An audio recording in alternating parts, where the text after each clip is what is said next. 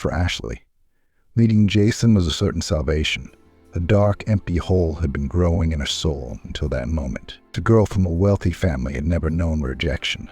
Her mother, a former Miss Universe, cared only about not losing the attention of men, and she, like a perpetual motion machine, made her run to fitness gyms, fashion salons, and beauticians. But she had little interest in her daughter. The father was much older than the mother, calm, attentive, and so dear, but all the time was at work. He paid attention, but it was not enough, and sometimes it even seemed like he was hiding from some of life's problems at work. Ashley always dressed better and had the best clothes. Teachers were a little wary of her. For this, she was disliked by her classmates. At university, studying became a salvation, and she liked everything around her. New friends and girlfriends appeared. First love, which was bitter and destructive. And she fell in love with the most attractive, handsome man. He was so good that next to this guy, her brain just seemed to shut off, and she realized that he was from a very rich, powerful family. He loved no one but himself, and he treated all of his ex-girlfriends with condescension and arrogance. He made fun of behind their backs. It was at that moment, when she didn't hear him discussing his ex-girlfriend, calling her obscene words, that she should have stopped and realized that she would become the next one. But she couldn't resist the animal passion. Ashley had always been noted for her intelligence and cleverness. Looking at her mother, who had only brands in her head, she tried to become completely different. She studied on her own. Graduated from high school with honors, but without a medal. At university, she immersed herself in her studies. She wanted to break stereotypes, to be not only beautiful, but also smart. The first beauty of the university, she was noticed by that handsome man and made another tick. If Ashley loved him with all her heart and soul, opened her welcoming arms for him, gave her purity and innocence, then for him she became the next check mark. As soon as he played with her, he just stopped communicating. I tried to meet, to call, but he did not respond. One day I saw him outside the university from the window. He was in an embrace with his classmate. It all made sense. Her subconscious was screaming to leave and not make a scene to preserve her dignity. But her emotions overwhelmed her. She approached, asked. Faced with an overwhelming amount of unpleasant words and ridicule, her heart bled, her soul emptied. After that, there was an emptiness. I couldn't concentrate on my studies. I couldn't seem to breathe. One day, walking in the park, in a state of complete apathy and detachment from reality, she sat on a bench, and there were trees all around, tranquility, the smell of pine trees. There was emptiness in her soul. There was pain in her heart. Even the fact that there was no one to tell. She didn't want to give her friends a reason to gossip. You couldn't tell your father. And her mother? She didn't want to say anything. She kept it all to herself. In her heart, in her soul. She seemed to be crumbling from the inside out. She hadn't slept much lately. Nothing interested her. She wanted to forget everything and start over, but she couldn't. You look very sad, she heard suddenly. She almost jumped on the bench. She turned and saw a good-looking man of about 25, staring at her with an easy and open smile. For some reason, his appearance inspired confidence. Although Ashley had always been feisty, this time she decided to just ignore it, turning away without answering anything. I wanted to cry. Don't be sad. You're so beautiful. You'll be fine, he said in a very soft, gentle, and confident voice. When she heard that, she calmed down. He turned away immediately, seeing that she didn't want to talk to him. Jason sighed sadly. He never met a girl like this before.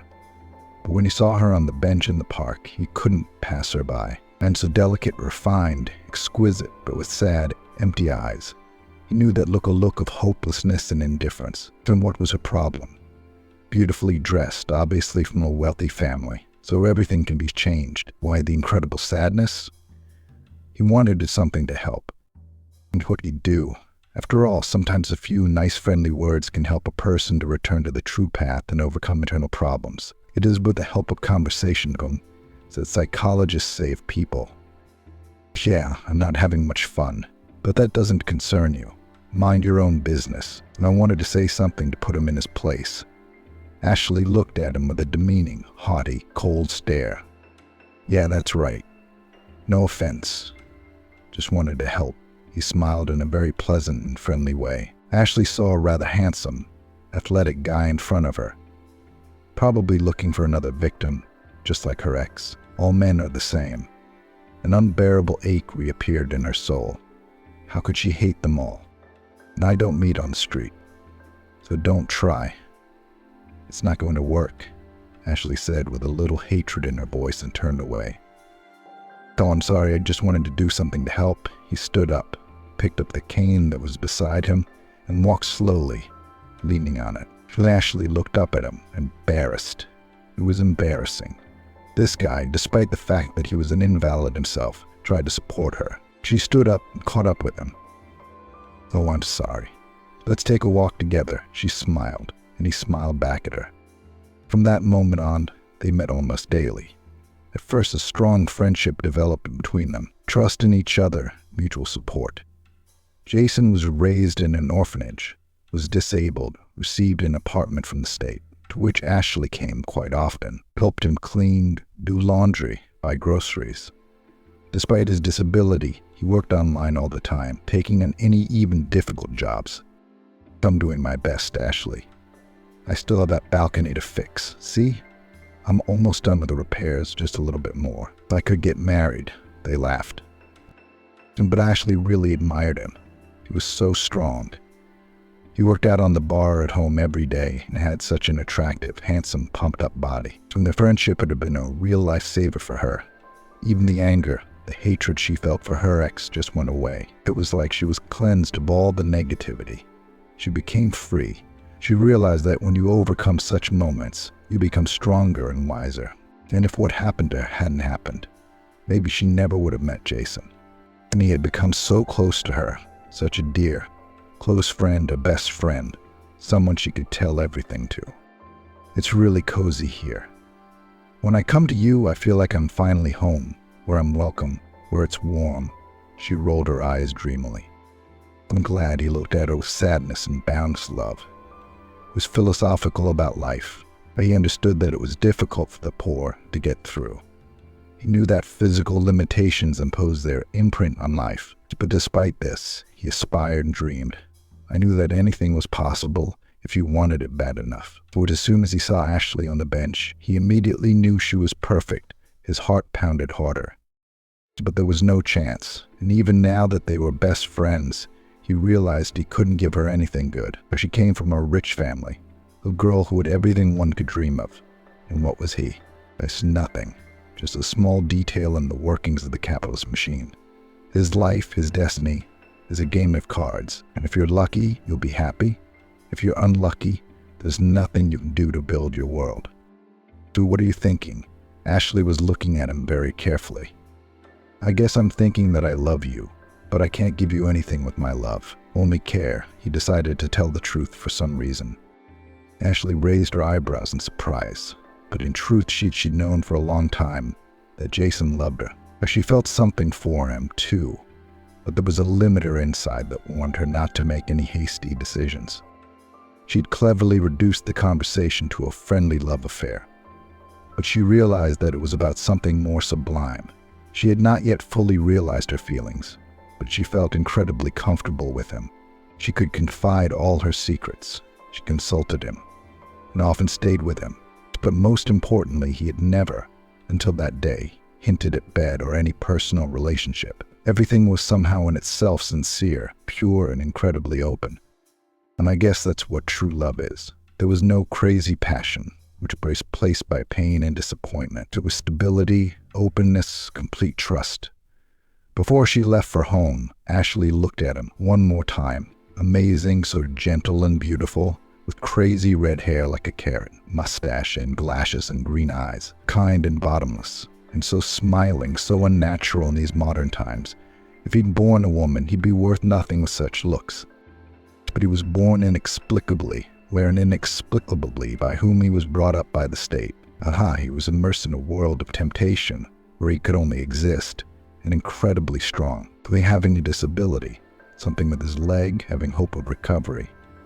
Since an expensive surgery could make him whole, but having no real possibility, the guy was not discouraged, struggled and lived.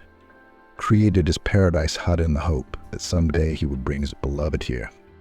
Courageous, despite the fact that most of his time was spent at the computer, doing something, learning programming. He started every morning with exercise. There was no passion between them, but there was something stronger. Ashley decided to set the table at his place on her birthday and spend the holiday for the first time with someone who was truly family to her. And every year until her 4th year, she had gone home on this day. "It's going to be okay," he said. And the girl absolutely understood what he was thinking.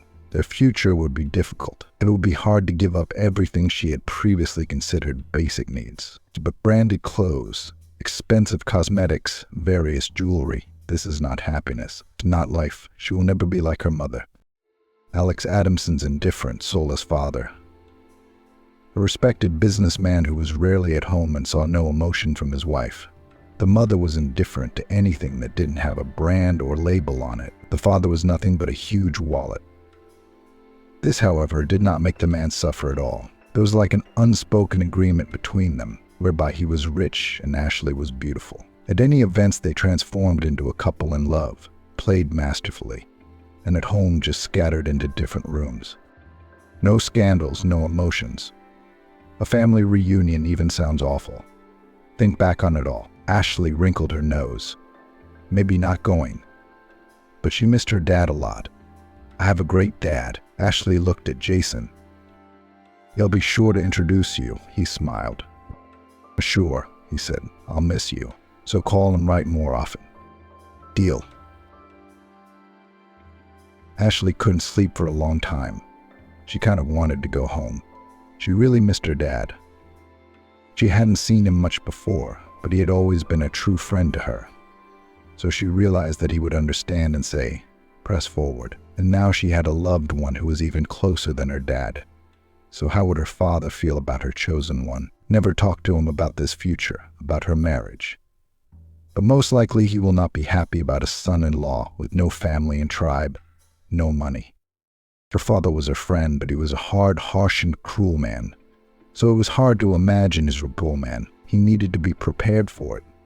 Ashley didn't want to leave Jason. She needed to be there for him. And some inner feeling in her gut told her that he was always on the verge of fighting for life and wanting to die. And even though outwardly he was incredibly positive, strong, and determined, Ashley knew that wasn't always the case. At night, often stroking his arms, marred with scars, small scars, and some were very old, others more recent. How many times had this man, who had no goals, no family, and knew no love, picked up a blade, lay down in a hot bath, and slashed the past, trying to rid himself of the feeling of being unwanted and reconnect with the universe? Why did this man feel like a stranger in life? A lot of things became clear to her after seeing those scars. There was no point in his life to make it up on his own, to continue his path and to nip himself, to make repairs to the apartment, to master programming, to finish the repair. That is it okay to leave him for a whole month? Yes, you can. He loves, he will wait. Everything will be fine. Everything will be exactly as it should be. He's responsible not only for his own life, but for hers. And so he's not likely to do anything stupid. In the morning, Jason just walked her out, trying not to think about being alone again. So when you left him, his mother just brought him to the orphanage and then had her parental rights terminated.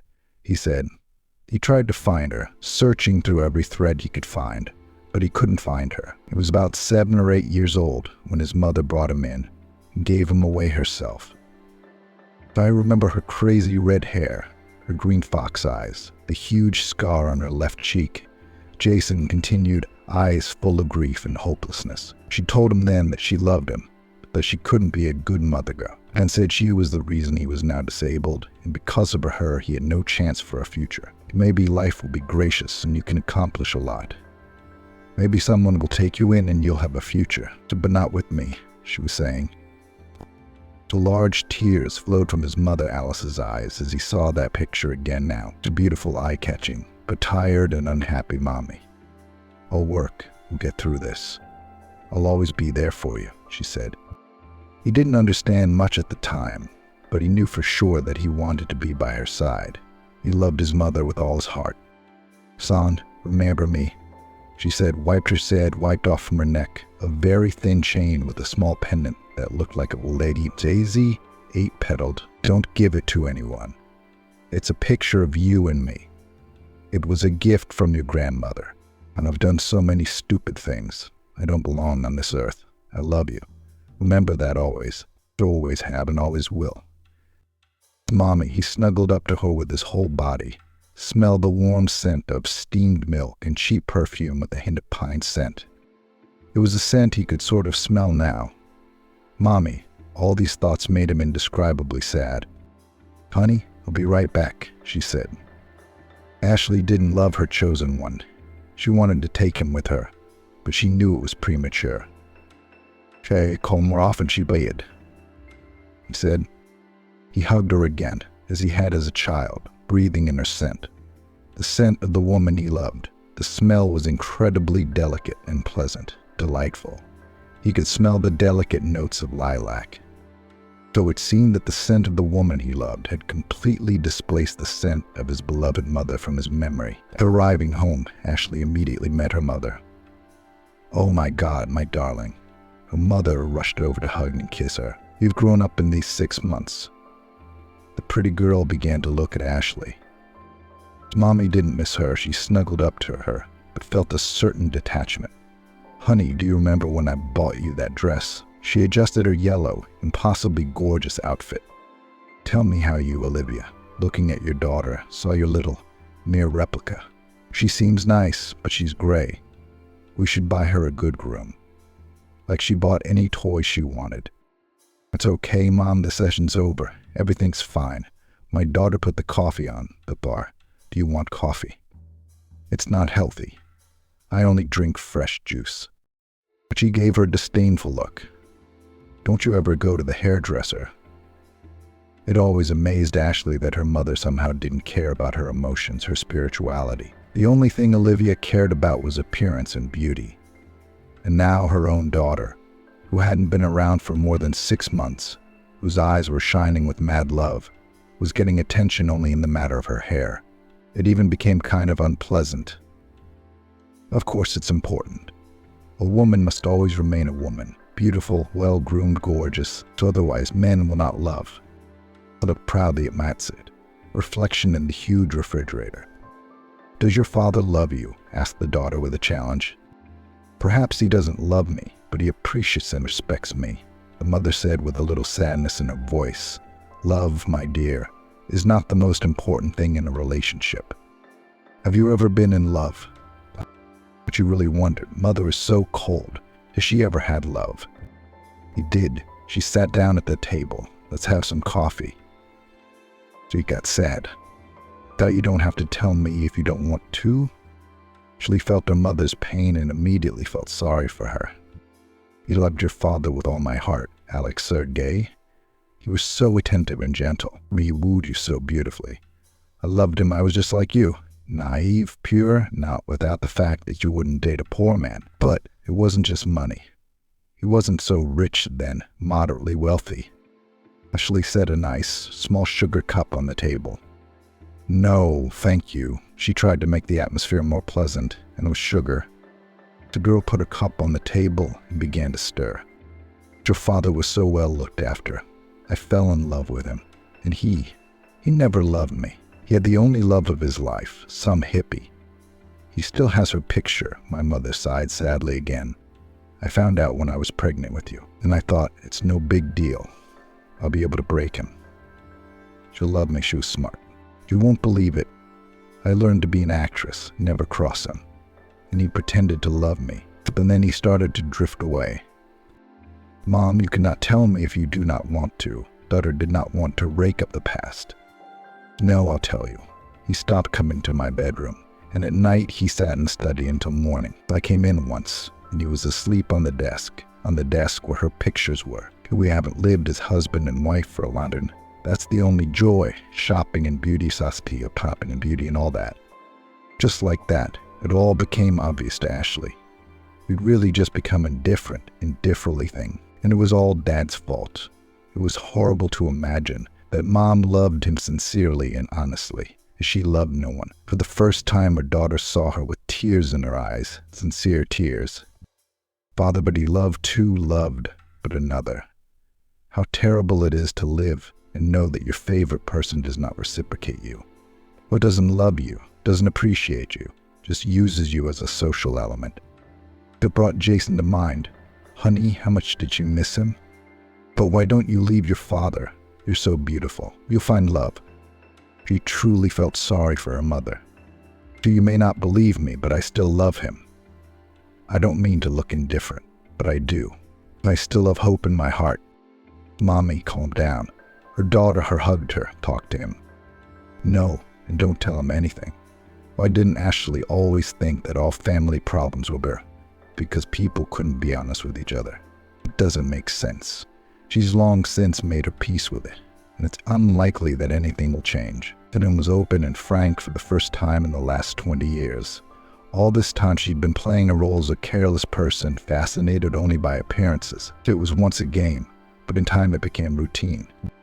Maybe, but I think it's still worth talking about. Ashley said what she thought. She knew that openness and honesty could be the answer to anything. She could see that her mother truly loved her father, so she thought that attitude could be reanimated. Dan was greatly distressed by the memories, so Ashley did not talk about the difficulties she had with her loved one. Ashley wanted to start living with Jason, but she realized that it was important to talk to her father about the relationship. And she needed to get his blessing, and doing that wasn't going to be as easy as it seemed. And her father seemed to always be on her side. But the truth was, if she told him about Jason being disabled and from an orphanage, there was a good chance her father wouldn't accept her choice. And that wasn't even what scared her. She realized that she would be able to finish her studies, and then she would have studies, and then she would work full-time and cope with any difficulties. But she wasn't counting on her father's money, but she was afraid that he'd start pushing her around and maybe bring Jason back. But Ashley wanted to make him happy, and in no way wanted to be a source of trouble for him. Dad came home from work in the evening. My princess, how happy am I to see you? And the emotional connection with his daughter was very great. No one in his life he loved as much as he loved her. So worried that the little girl's future would be cloudless, without problems. That's why he worked and tried, put everything aside for her sake. Daddy, she threw herself around his neck and sank into a soft but confident embrace. How good of you to come. Why didn't you say it was today? I would have met you yesterday. He shifted his eyebrows theatrically and made a stern look. I wanted to surprise you. His daughter looked at him with eyes full of delight. Daddy always knew how to look gorgeous. Ashley realized now that he must have had 1,000,000 girls running after him, and he didn't like his mother. I wonder what was the one he loved, the one who had conquered his mind for years. Or maybe Mom is wrong, and he just keeps some resentment on his soul. So they have no real family, but just a visual deception. Surprised Mom, he said with a certain monotony. Yeah, she and I already had coffee. What did you look like? Is he gorgeous? But the eyes are sad. Ashley had always been able by some subconscious, inexplicable instinct to see his troubles. Right now the visibility was without unrest, but the unrest was inside him. Yeah, some difficulties at work, but that's all minor stuff, as usual. How are your studies? In peaceful conversations they met the evening. Then the family sat down to dinner. Everything was as it always was, perfect, as if her parents had rehearsed dinner or breakfast in the evenings. No bickering, no complaints. Artificial smiles, honey, just like in the best movies. And if an outsider got here, at this ordinary dinner table, they would probably think of the perfect family in front of them. And Ashley was the only one who knew it was a game. Now she found out that her mother was not a soulless doll, but a normal and adequate woman who would put on a mask because of her inner pain and disappointment in love. For several days, Ashley did not dare to talk to her father. The situation irritated her, and there was no doubt in her mind that she loved Jason and wanted to be with him. On the evenings, they texted for hours about absolutely nothing. When she tried to be supportive of the guy, she was afraid that loneliness might play tricks on him again. Honey, I want to talk to my dad about us. But I don't dare, she tried to make her voice carefree, as if, by the way, that's okay. We'll talk some other time. Jason was somehow completely unaware of her doubts and anxiety, and I was thinking of moving in with you starting next semester. Is that okay with you? When they talked to him about it more than once. And while last time she told herself she needed to think about it, today Ashley was sure she wanted to move in with Jason, and as soon as possible. Sure, move in. His voice trailed off. The boy adored Ashley. She was the center of the universe and the center of his life. He wanted to live for her, to create, to build, to create. He wanted to do something beyond what he could do, just to live and breathe the air she breathed. For the first time in his life, Jason felt happy again. Every time he looked at himself in the mirror, he thought about how his mother had abandoned him because of his looks and disability, so unattractive, unreliable, because of his leg and disobedience, capable. He tormented himself with many doubts and torments. And when Ashley came into his life, everything became completely different. Jason stopped thinking about his mother, stopped thinking about the past. He opened the door to the present and the future. Every night the girl called him, telling him how her day was, and he spent all day working on an old chair in the garage. Ashley had once expressed an enthusiasm for antiques. Jason remembered that he had an old chair in his garage that could be restored. The old thing was slowly being transformed. There was a lot of work to do, but in a month his sweetheart would arrive, and it would be the best gift ever. Time passed more quickly, but Jason still had anxious thoughts. He imagined that Ashley wouldn't tell her father, that she wouldn't let her come here, wouldn't let her see him. It was a possibility. And then what would happen? What would he have to live for? No, he'll be happy. He'll have a big family. He'll be strong forever. That's what Ashley had taught him. So the girl was getting ready to take the first step in the conversation. The father stayed home over the weekend. Her mother had left for another procedure, and Ashley and her dad decided to have dinner together. Their everything is always traditionally beautiful. Mary Johnson, their housekeeper and housekeeper, set everything up. To Mary, you may be dismissed. Get some rest, I'll take care of Daddy. Ashley smiled at her favorite housekeeper, who had always been like a grandmother to Quamper. Okay, dear, she asked her host again. Alex Adamson, can I go now? Well, of course. If the daughter wants to take care of her father, so be it. He smiled, then bon appetit. So Mary Johnson dutifully checked everything on the table and left. Meanwhile, Ashley and his father were enjoying the stew, which was delicious and flavorful. As soon as the housekeeper left, Ashley decided to start the conversation. Dad, tell me, have you ever really loved someone? She tried to speak nonchalantly to make her block sound pleasant. A shadow of inner disappointment ran across his face. A sadness appeared in his eyes. You don't have to say anything if you want to. Ashley hoped that he, like her mother, would be frank with her. What was the point of this conversation? He looked at her carefully and shrewdly. I'm in love, she paused tragically. Good. And who is the lucky man? Father said with surprise. His little princess had grown up and become an adult. The father looked at her carefully and penetratingly, all grown up. He will have to part with her. She will live in another house. Well, I'll introduce you, of course. First I faced betrayal, and he supported me, became my best friend, then my favorite person. I can't imagine living without him. Jason's a wonderful man, Ashley said at length, describing everything in the best colors and tones. But most importantly, she left out the information about her lover's disability and lack of a steady job. Her father looked at her too harshly and strictly, but her words touched the man's soul. He remembered his only love, a beautiful American woman with red hair, bright eyes, and gentle hands. Can you hear me? Ashley noticed that the man's thoughts were somewhere far away. He'd remembered his life. And you tell me so romantically that it brought back memories of my love. He lowered his eyes, tears seeming to well up in them. What are you talking about, Mom? Ashley knew the answer, but she wanted to hear the story from him. And your mom is someone I respect a lot. She's perfect, but I love someone else so much. He decided to answer his daughter with honesty on honesty. And who? The girl tried to make an interested look. As soon as I started doing business, I met her. Very beautiful, but attracted in her another thing. But she was lively, so free in everything. We started seeing each other. And I found out she had a kid, but it didn't scare me. Everything was so cool and romantic, and she was special. But as soon as I asked her to move in with me, she ran away.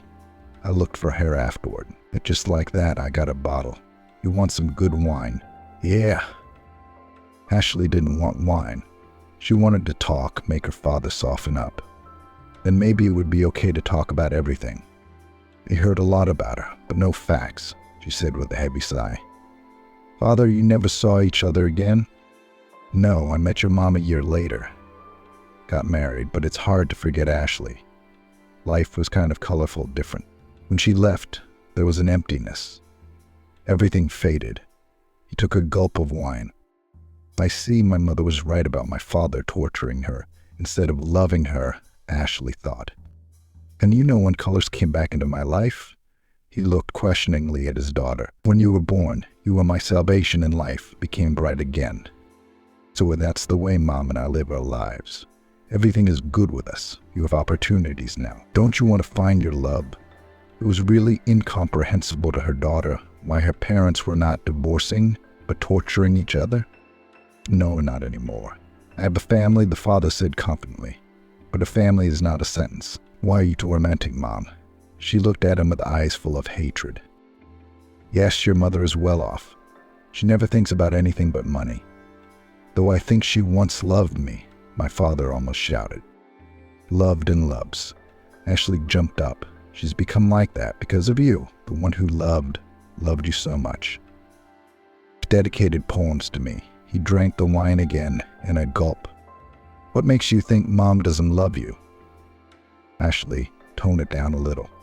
I don't. It's just the way it seemed to me. Mom told me herself that she did and does, and knew you loved someone else and suffered. Ashley stammered, for she had promised her mother not to tell.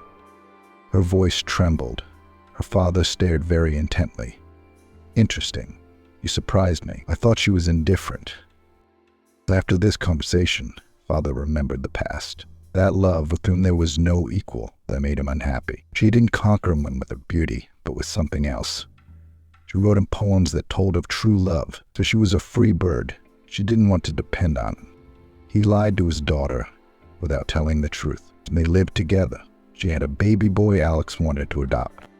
He was willing to work around the clock for her, and she needed attention. She often went off without telling him where she was going, leaving the baby unattended. He'd freak out, scream, and she'd sit and watch him. The first time they were madly passionate. They did what they wanted. He'd rush home to her from work faster. Then he started staying out longer. She got other men, and he got jealous. One day he saw her with another. They were just talking, but when they got home, Alex was furious, insulting, humiliating, threatening to take the baby away. After that, she was gone in the morning. No belongings, left heartbroken. He looked for her. She was living with another man, demanding nothing, but incredibly violent. He beat her. She ran away. Where to? Unknown. He searched for her for a long time, but to no avail. He wanted to prove to himself and to her that if she came back, he'd made a mistake. So I married Olivia. She was delicate, tender, vulnerable. But later on, she became more daring. He remembered the moment that split their lives apart. After the birth, she came into the office. Who is this woman, Alex? She looked up with eyes full of tears. Beloved, he said with defiance. What about me, your spouse? She looked with sadness and hope. And what about you? Don't you have enough money? What, you don't have enough Miss Universes? He did not believe in her love. But hear me, you will never be loved by me again. Money is money. And she walked away with her head held proudly high. Always perfect in public, she conjured up the image of a perfect family. She was surprised. This evening had come as a surprise to him. Taneka, his daughter, the little girl who had kept the fire of life burning in him, was now an adult and would soon be married. Who is this man? Can he make Ashley happy? Just questions. We'd have to get to know each other. And he really hoped that his daughter's chosen one loved her, not the money she had. After all, that happens quite a lot these days. He hoped that his daughter would be happy and not, like him, gaze expectantly at the women passing by, hoping to see the one. He pulled out the pictures. The red-haired girl looked up at him coquettishly from the snapshot as he began to go through the family photos. Olivia was everywhere in them, happy, with a beautiful smile, the happiest possible image. He really thought his spouse was happy with the unlimited limit card she was using, and it turned out that she loved and suffered. Is that so? If the wife has been suffering all this time, living her pain, then maybe it's not too late to change everything. Yet he'd already lost the woman he loved because of his pride. And Olivia, a friend of his 4 decades, always uncomplaining, always near, ready to come to the rescue. So maybe he should try again? But now to meet his daughter's fiancé first. Ashley said she'd get together with him, try to live together. That's what was necessary to get to know his future in-laws. Something inside him told him that his daughter wasn't telling him something, and something out there was clearly wrong. "Hey, Olivia." The secretary entered the office where he was sitting in his thoughts. "I was wondering, do we have any meetings or events next week? I need to make plans." She came in every Sunday, asking such questions, and then she would plan everything properly and efficiently. "No, Olivia." He looked at her extremely carefully. "Can you stay?" Olivia looked surprised, but stopped, closed the door, walked gracefully to the couch, and sat down. He got up and walked over to her and sat down beside her. "Have you really loved me all these years and waited for the attention I didn't give you? Listened to me in a businesslike manner with complete indifference?" he asked his wife. "Do you know your daughter wants to get married? She said she was in love, but to get married." Olivia was really surprised. "Yes, she wants to live with him together from next semester." He sat even closer. "What do you think?" "I think if she loves him, let her try. If it's love, they'll live together no matter what. And if it's not, they'll be divorced quickly," Olivia said wisely. "God, she's beautiful, resilient, wise. Why have I never looked at her as a real woman? Always thought she was mercantile from day one, because she was just convenient. And now my daughter has suddenly opened my eyes," he thought. "What has this woman done? Why have I tormented her for years, neglecting her and replacing it with money? It's not Olivia's fault that I lost my first love, and then made up my own misery, making her suffer as well." He didn't know how he should start the conversation. Yes, it was all amazing. With his wife, everything was always discussed dryly and specifically, like in the office. "Do you believe that she fell in love? Could there be such a thing?" he asked, and Olivia looked at him with eyes full of wonder. "Did you love me?" he asked in almost a whisper. Olivia was even more surprised, staring and not understanding. "I did," she lowered her eyes. And now the man was looking at her penetratingly. Olivia lowered her head and looked away. Gently, he turned her toward him and looked into her eyes. "Say yes, but I realized it when you said you loved and would love someone else all the time," she said, tears welling up in her voice. "My darling, let's try it all over again." He drew her to him and hugged her. Why, she did not understand the changes that had happened to her husband. To be happy, from that day their relationship became completely different. It was as if their feelings had sharpened. They had really decided to make a fresh start. Not a fresh start, but a fresh start. Olivia really had become an incredibly happy woman. She had a man by her side who surrounded her with care and attention that she had never, in fact, known. So when her daughter left, she was insanely happy for her parents, realizing that she had a hand in it. And she knew that without her, they would not have started a new phase of their lives, would not have built a new relationship. Her father promised that very soon he would come to meet his future son-in-law. Naturally, Ashley was not very much afraid, but at the same time she realized that without it, it would be impossible to build a future with her chosen one. Ashley worried that there might be difficulties in the relationship between her father and Jason. After all, they were so different. Dad clearly knew what he was aiming for. He was always tough. Jason was completely different, soft, gentle, vulnerable. She felt sorry that these two completely different people would have to communicate. She might have a hard time building a relationship. Arriving in town, Ashley went straight to Jason's house. "I missed you so much. I feel like we haven't seen each other in forever." She hugged him and wouldn't let go. It seemed to Ashley that if she let him go, he would disappear. There was a calmness in her soul right now around this man. She truly loved him. It was hard without him. When she saw him, she just couldn't tear herself away, hugging and kissing the one person she wanted to be open and real with. "But how was your trip?" He smiled gently and hugged her tightly. It was great. Her trip had had incredible results, but her parents had reconciled, or rather, had become close to each other. The only thing she didn't want to talk about was talking to her father about how she'd never really told him anything about Jason. "That's fine. Come see my present." It was amazing how this man, who'd been a stranger 6 months ago, could sense her mood. And she didn't want to talk about the conversation with her father, but he didn't ask. It was like a gut feeling. Was it a gift? She was well aware that he didn't have much money and wouldn't be able to satisfy her wishes. Ashley had long ago decided that she didn't need valuables, rich gifts. She only needed his love, sincere love, and someone in life. With the help of parents, money seeks power and fame. But she didn't need anything, just him around. "I wonder what you want to give me. Are you going to treat me to something?" "But let's go look," she said, leaning on her wand. He took her hand and led her to the garage, opened the door, and before her stood a magnificent vintage, luxurious, rare chair, beautifully restored. Fantastic. She adored things like this. It seemed that the Queen's maid of honor had once sat in this chair. It was amazing how this man had accomplished such a miracle with his own hands. It was most likely an antique chair, and he had restored it, cleaned it, made it beautiful, all for her once upon a time. She used to tell him that she liked that sort of thing.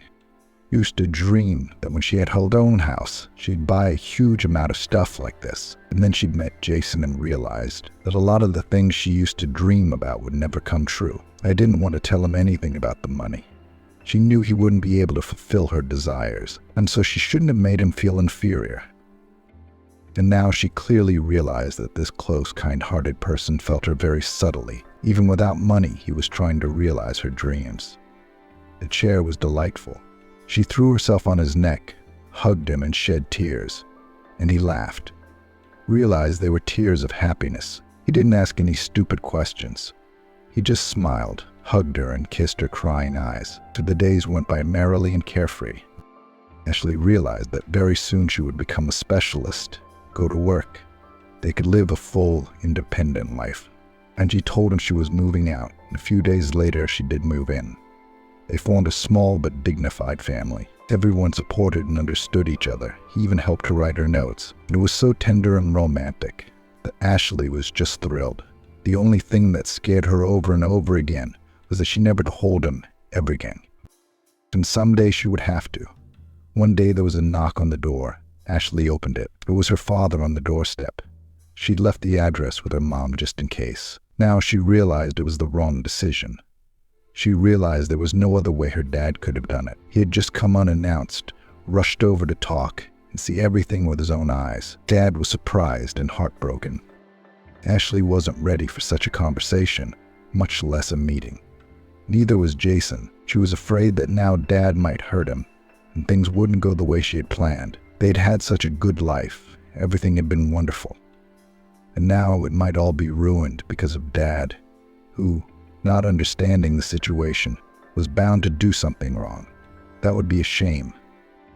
Ashley's only hope was that Jason would understand her, that he would understand and forgive her for Dad. Oh yes, he loved her, would understand that she couldn't do otherwise, couldn't leave an address, which meant this situation was inevitable. And understand, are you surprised? But I decided to come and meet my son-in-law, take a look. How do you live here? Maybe you need some help. Without pausing, the father said. He realized that Ashley was in a certain stupor, but at the same time he couldn't take it anymore. Every day the thought lived in a corner that he had absolutely no idea who he had given his daughter to, who was now in charge of her life and her well-being. So he made a decision for himself to go and figure it all out. Olivia, of course, objected, but he always acted independently and decisively.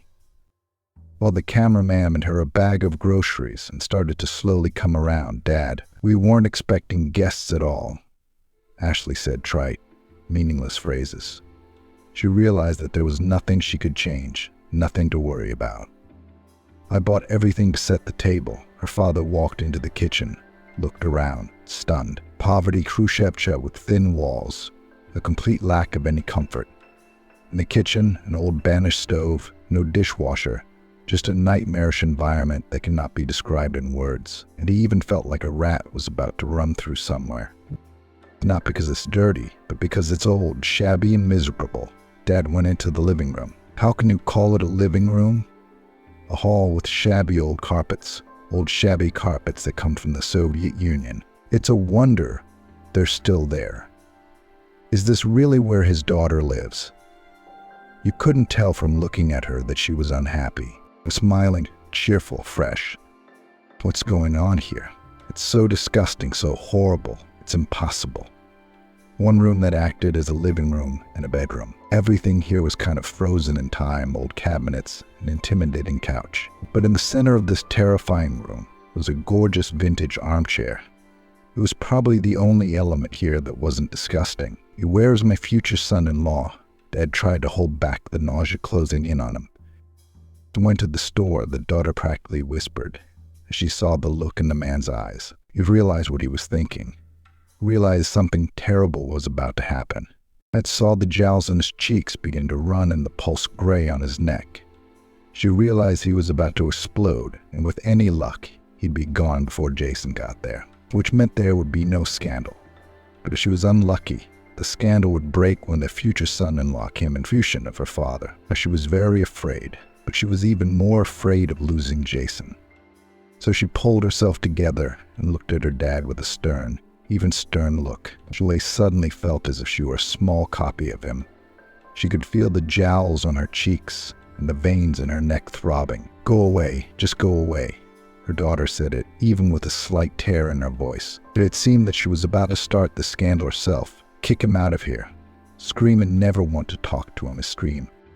Her father turned to her in surprise, looking at her, not understanding how his little princess, delicate, refined, so exquisite, suddenly turned into a resident of a communal apartment, defending her square meters. It would have been a serious scandal if the door hadn't opened and Jason hadn't appeared on the doorstep. But he looked at the stranger who stood next to his beloved in surprise, and guessed it was her father, who always understood everything without words.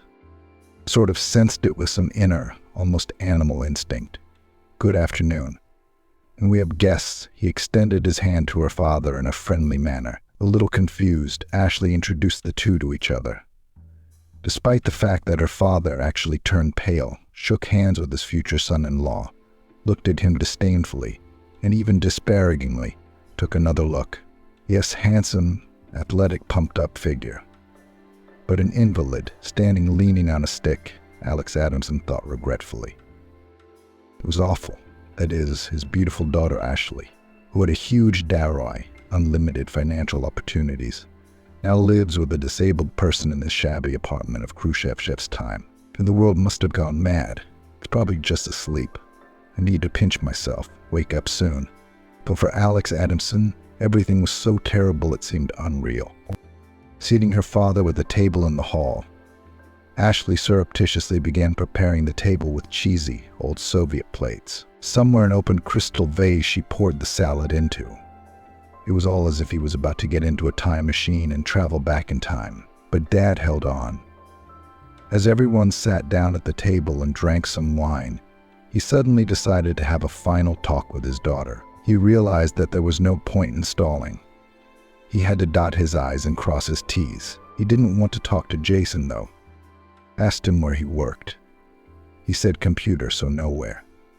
And that finally convinced him that he needed to talk to him right now. There was no point in putting off such a serious complaint.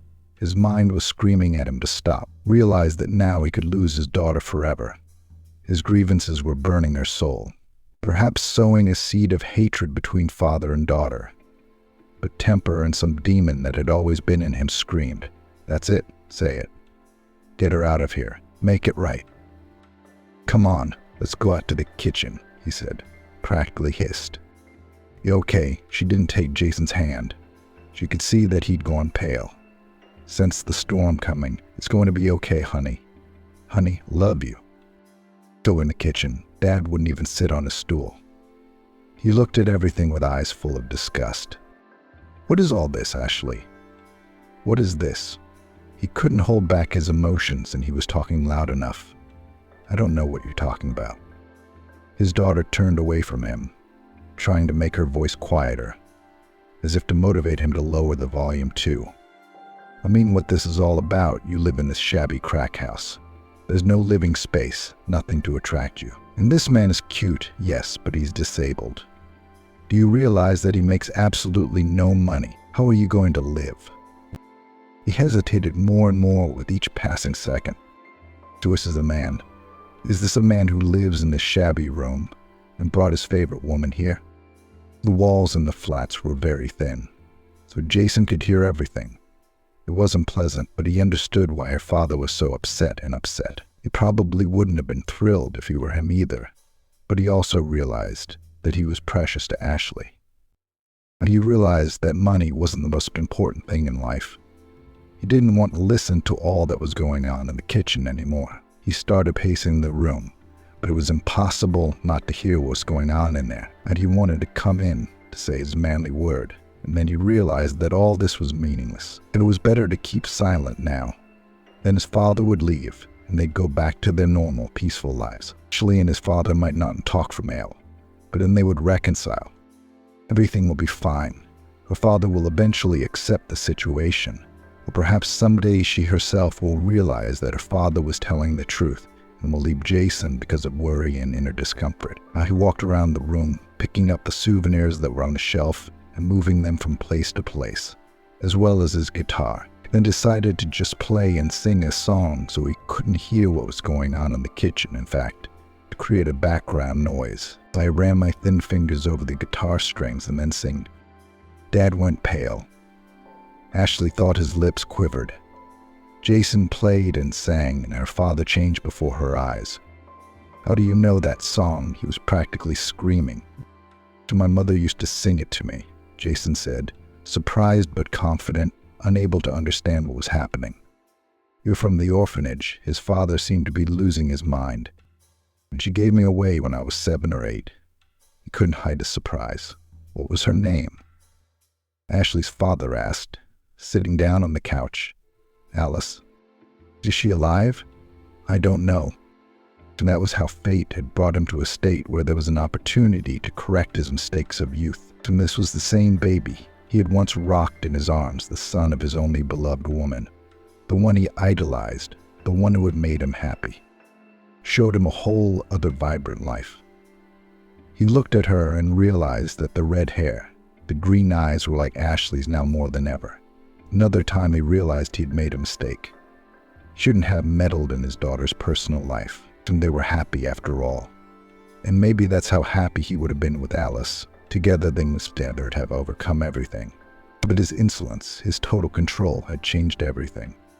She left, and then he wandered the world, never able to raise his only child in love and unity. So what can he do to honor his former love? For the woman who made him happy and essentially created him as he is now. It is to give his daughter and son the opportunity to be happy. When he heard the first lines of the song, he realized that these were the very poems his beloved had written to him, poems he remembered all his life. From that moment on, Alex Adamson became more attentive to people and decided to be home more with his wife. By appointing an executive and director in his firm, gave his daughter and son-in-law, who quickly won his heart with his good nature, a house where everything was perfect, told the young ones about his love, talked to Jason a lot about his mother, whom he hardly knew, or showed the photos he'd saved, which he gave away. Jason and Ashley were building their carefree, happy future in their new home. His father paid for the surgery to fix his chromosome and allowed him to run the company website, which allowed him to accompany web-channel clients. And Olivia gained more than just a loved one who finally paid attention to her and showered her with love. So Mary Johnson was preparing to become a mother again.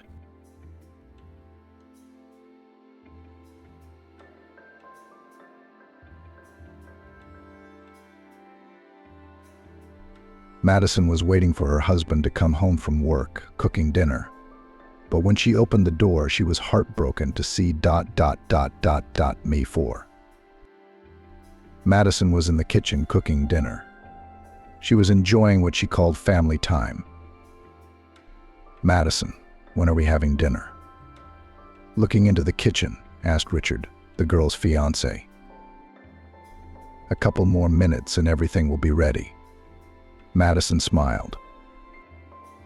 "I can't wait," the young man muttered. He sat down at the table and watched the bride's manipulations. "If someone had helped me a little, we would have had dinner a long time ago," Madison jokingly told him. "What are you implying?" Richard was indignant. "Nothing," she stroked the young man's hair. "I was just saying that if you had helped me in the beginning, everything would have been ready long ago." "I'm not just sitting at home, by the way," Richard pouted. "I'm developing a cool program that will cost a lot of money. That's why I don't have time to do housework. And that's the kind of thing a girl should be doing." "I know," honey. Madison kissed her fiancé on the cheek. At that moment, the doorbell rang. "Who the hell is this?"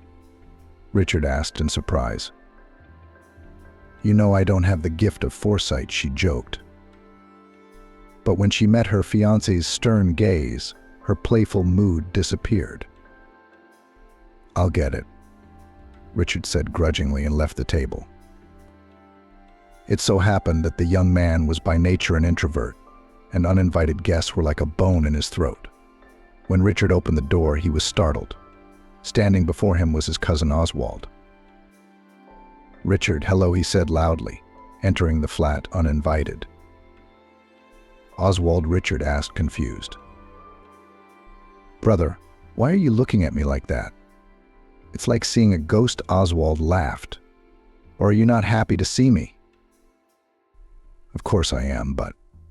Richard tried to collect his thoughts. "What are you doing here?" "I decided to move to the city," shrugged his shoulders. "I'm tired of dealing with my own affairs in the village. I want to find a job here, and then a bride." "I see." Richard scratched his head. At that moment, the landlady came out into the corridor. When she saw the guest, she smiled broadly. "Oswald, what a surprise." Madison hugged the young man. "What are you doing here?" "I decided to move to the city," answered the guest. "Oswald, you're just in time. We were just about to have dinner." The girl invited everyone to the table. The evening passed in a relaxed atmosphere. Even Richard, who was not particularly happy about his brother's arrival, got involved in the conversation. Grandpa Travis had caught up with his cow. Oswald finished his story. "Yes, as long as I can remember, Grandpa Travis always had adventures," Richard said.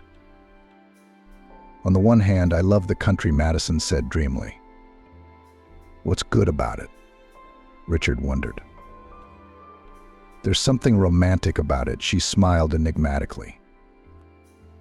The groom looked at his bride with all his eyes. The young man was a city dweller to the core and never understood the romance of the countryside. Nights under the moon, dew on daisies, evening sunsets near the river. A lot, you know. Madison started listing. "Oof," Richard pointed at his fiancée. "And meanwhile, Madison is right," supported Oswald girl. "You can't find that in the city." "All right, brother, it's late," Richard said gruffly. "Where are you staying?" "I'm nowhere." The guest was confused. "What do you mean?" Richard was taken aback. "I thought I'd stay with you for a while." "I'm looking for a job." Oswald shrugged his shoulders. "So to speak, on a kinship basis." "Brother, in your village you can come to visit and stay overnight for a few days," Richard grinned. "But in the city you have to give advance notice of your arrival." "Where am I supposed to go now?" Oswald asked. He was disappointed by his brother's inhospitality. "Richard, it's late tonight, and Oswald can stay with us," said Madison. "And tomorrow morning we will look for a suitable option for him." "I have one more question for you." Oswald looked at his brother carefully. "When can you pay me back my debt?" "What debt?" The girl was surprised. I borrowed money from Oswald more than a year ago to develop a program, Richard explained in a disgruntled tone. What program? Madison squinted her eyes and stared at her fiancé. Isn't it the super program you're still writing? Yes? Richard nodded his head. I see, Madison said, confused. The girl was discouraged. Richard had initially lied to her, saying that it was a program commissioned by a large company. In fact, it turns out that he borrowed the money from his brother a year ago. Now, there are two questions: where to get the money to pay back the debt and how to live on. The next morning, Richard woke up in a bad mood. The arrival of his brother has disturbed his mental equilibrium. Spoilt relations with his fiancée last night because of Oswald's long tongue. Richard had a fight with Madison. Tell me, why did you have to lie to me about your super program? The girl was indignant. I didn't lie. I just didn't tell the whole truth, Richard justified himself. How are you going to pay back the debt? Madison didn't back down. I'll sell the program and pay it off. When will you sell it? When I write it, Richard snapped. And if that never happens? The girl asked. Thank you very much. The young man bowed to Madison, then grinned and said, Riley, I always knew you'd be there for me in a time of need. I'm just realistic about things. The girl looked intently into his eyes.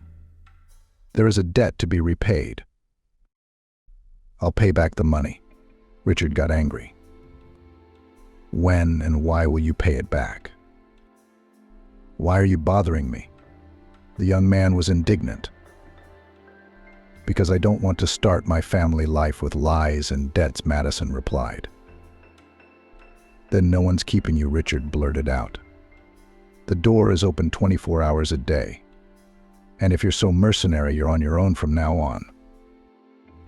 About the door, I'll think about your offer, especially since it's my flat, she said in a serious tone. And about the separate budget, I agree with you completely. From tomorrow, everyone pays for his own food, utilities, and his own wants. Madison got into bed and turned away from her fiancé. You're welcome, Richard muttered.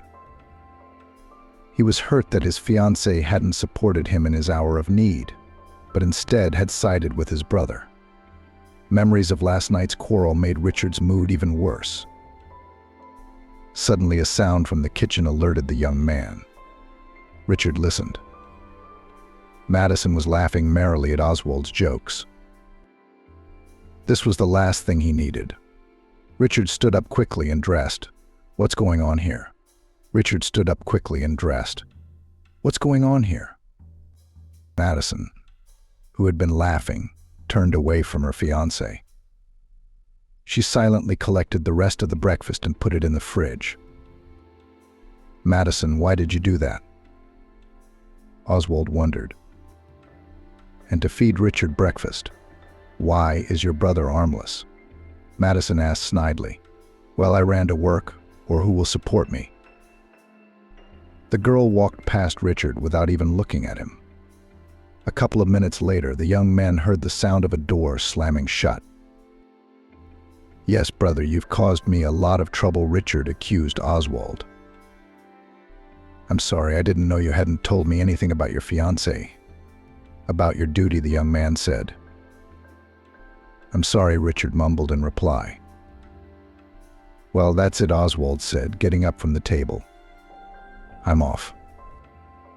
Where are you going? Surprised Richard. Where to? To look for a job? I can't sit on your neck. All right then, Richard rejoiced. The sooner Oswald finds a job, the sooner he'll move out. Good luck to you. After breakfast, Richard sat down to write the program. He switched on the computer, but he still couldn't write a single line. The young man's thoughts kept returning to Madison. No doubt he loved his fiancée, but he was hurt by her lack of confidence in his abilities. Toward evening, Madison and Oswald returned home. The girl immediately went into the kitchen to prepare dinner without even looking at Richard. "Why are you two together?" Richard asked unhappily. He was tormented by jealousy. "I met Madison at the entrance and helped her lift the heavy bags," Oswald explained. "By the way, brother, could you pick up your fiancée from work? You would go to the shop together and buy groceries, so that the girl would not carry heavy bags," Oswald suggested. "We'll sort it out ourselves," Richard muttered. "And why are you always meddling in the wrong business?" "I was just trying to help." Oswald waved his hands. "By the way, I have good news. I found a job at a computer firm." "Thank God," Richard rejoiced. "But that's not all," smiled the guest. "I've made a deal for you, so you'll be starting next week too." "As what?" Richard was stunned. "Who's what?" Oswald smiled even wider. "Software and hardware engineer. You're a computer scientist, by God." "Did I ask you to do that?" Richard asked angrily. "Why do you always meddle where you are not asked?" "I just wanted to help," Oswald explained. "Go you know where with your help?" shouted Richard. "I am so sick of you. Get out of my flat and out of my life, so that my eyes do not see you." At Richard's screams, a frightened Madison ran out of the kitchen. "What's going on in here?" asked the girl. "I found a job for Richard, and he started." Oswald began to explain the situation, but Richard interrupted him. "I told you to stay out of my life." The anger inside Richard just tore him apart. "Brother, you'd better calm down before you have a stroke," Oswald advised in a calm tone, which made Richard even angrier. Richard wanted to attack his brother with his fists, but he was stopped by Madison's shout. "Calm down quickly." The girl clenched her fists in anger. "Richard, have you lost your mind?" "He started it first," Richard complained, pouting his lips. "You should thank your brother for taking care of you." Madison shamed her fiancé. "And you're throwing your fists at him." "Don't mind your own business," she said in a quiet, commanding tone. "All right, now we'll all go to dinner, and afterwards we'll talk and discuss everything." "I'm not going to sit at the same table with him," Richard said in a cranky tone. "You can stay hungry." Madison shrugged indifferently. "It's up to you." Richard had no choice but to accept his fiancée's proposal. The conversation at dinner flowed smoothly. The young men were reluctant to utter words, each thinking about his own. After dinner, all three sat down in the living room. "Now, Richard, it's up to you, of course. But today we have utility bills to pay," Madison said sternly. "Following your suggestion from yesterday, we'll split everything in half." The girl held out the receipts to her fiancé. "Familiarize yourself with what we owe for, and how much we owe. All bills must be paid by the 25th, she said. "Where will I get the money?" Richard was surprised. "Your problem." Madison shrugged indifferently. "But all payments are due on time." "Richard, I'm going to tell you something. Just don't shout," carefully began Oswald. When the young man made sure that his brother listened to him attentively, he continued. "What prevents you from combining work and writing a program? Do you think it's easy?" Richard was indignant. "Not easy," agreed the guest. "But with your brains you can do it." "At least you believe in me," Richard said with a sneer and looked at his fiancée. "Don't look at Madison like a wolf," Oswald advised. "Understand, she is a young girl. She wants a new dress and lipstick. So let her buy it." Richard shrugged his shoulders. "Who forbids her?" "And with what money did you think?" The guest looked at his brother carefully. "All her salary goes to your needs, while you're pretending to be a great genius." Richard opened his mouth to object, but didn't make a sound. Damn it, Oswald was right. Madison, why did you put up with me for so long? Richard asked, dumbfounded. Long ago, you should have kicked me to speed up, so that I found a job. Because I love you, the girl replied quietly. Richard walked over to the girl and hugged her tightly. Forgive me, please, whispered the young man. My ambition closed my eyes to reality. That's right, Madison said. Tears sprang from her eyes. Has the armor of ambition and arrogance of a great genius cracked? I swear I'll work hard to make sure you have everything you want, Richard vowed and kissed his bride. And I'll see to it, smiled satisfied Oswald. Happy Madison looked at her guest and whispered, Thank you. 3 months passed. Richard and his brother worked in a computer firm. Oswald moved into a rented flat. Madison and her fiancé's life began to slowly return to normal. One evening after work, the girl waited for her beloved from work. Today she had a surprise for him. Madison was pregnant. The girl was finishing cooking dinner. The doorbell rang. Honey, did you forget your keys? Madison asked, opening the door. But it wasn't her fiancé standing in front of her. Hello, are you Richard's fiancé? Asked the beautiful girl and smiled sweetly. Yes, Madison was confused. I need to have a serious talk with you, the guest replied and entered the flat. About what? The thing is, Richard and I are in love. Madison was speechless at what she heard. How is that possible? Did her Richard have another girlfriend? But how could that be? After all, her fiancé, he loved her every day when he came home from work. He never once gave her any reason to doubt his fidelity. Yes, Richard is no angel, but to live on 2 fronts. Who are you? Madison asked with difficulty. Her throat was sharply dry, and her tongue refused to listen. My name is Chris, the girl replied arrogantly. She looked Madison over from head to toe with an appraising gaze. And I'm Richard's new love. But how can that be? The landlady mumbled in confusion. Her stomach began to ache from the stress she'd been under. But Madison didn't notice it. The only thought in her head was that her fiancé had betrayed her. Why are you surprised? With a cheeky grin, Chris continued to sneer. A man like Richard needs a bright, spectacular, and beautiful woman like me, not someone like you. What's wrong with me? Madison asked quietly. Well, let's just say you're too plain for Richard, Chris replied defiantly. Let's start with your hair.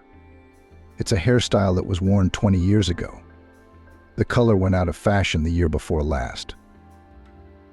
The guest shook her head defiantly in defiance. And your clothes are horrible. How can you dislike yourself so much as to stoop to such a thing? Richard never said anything like that. He's always liked everything, the landlady mumbled confusedly. She suddenly realized that she felt a pain in her stomach. She should kick that girl out so Madison could lie down. Once she calms down, her stomach will stop hurting right away. Of course he won't tell you anything, Chris shrugged. You were the most convenient option for him. What are you talking about?